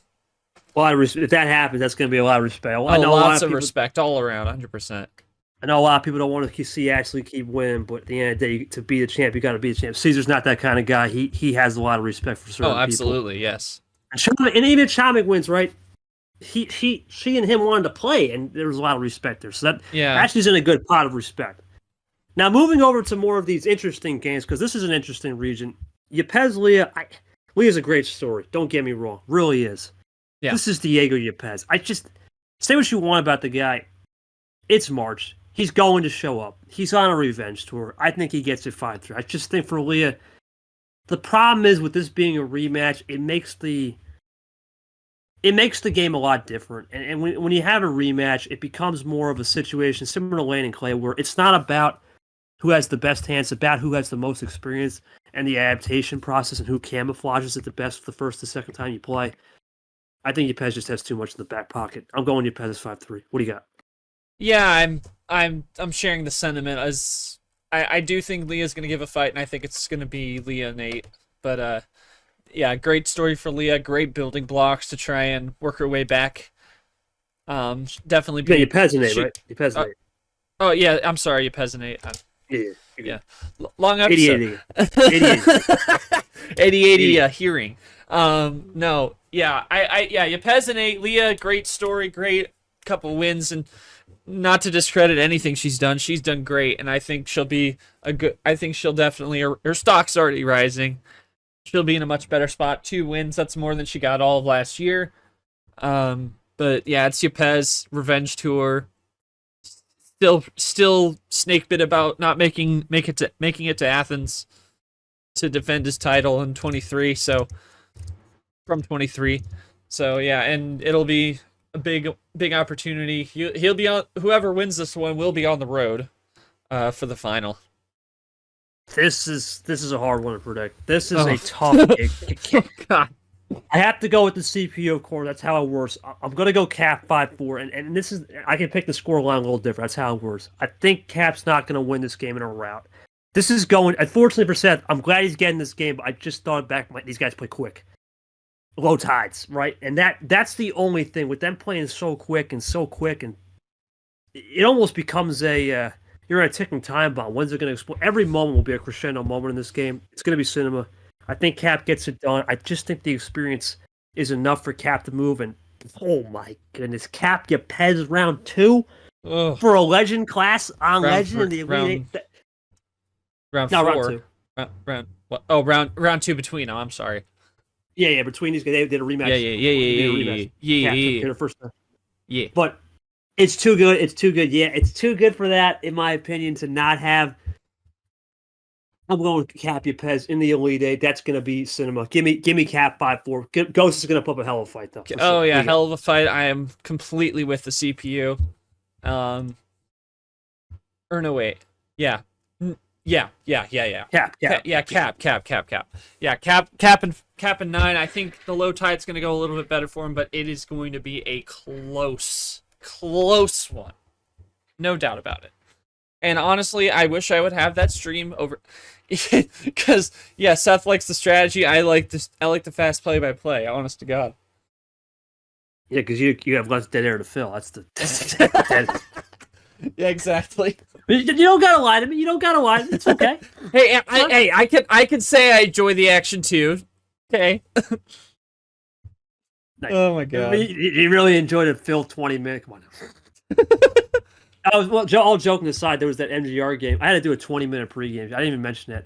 Yeah, because MGR was yeah, he was busy a little bit. He was doing something, and Stinger was like, "Dude, you're a legend for filling 20 minutes." If I couldn't do that, no, it's not easy.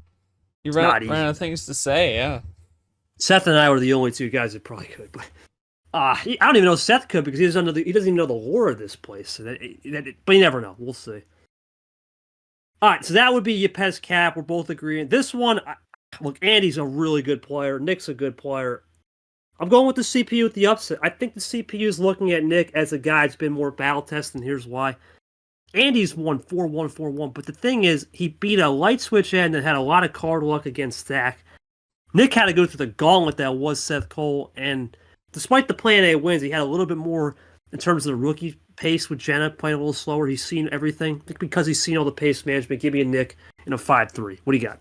Yeah, I'm with you. I'm actually gonna go Nick 5-2. I think it's just too much Nick here. He's more battle tested than ever. I mean, even with the Plan A, I think he's still had the better test, and I think he's gonna keep the beat going. It's gonna be 5-2.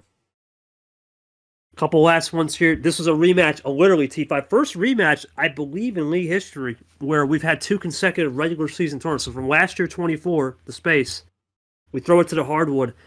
Toast Carson, Toast 1-5-2, and for that reason, I'm going 5-4.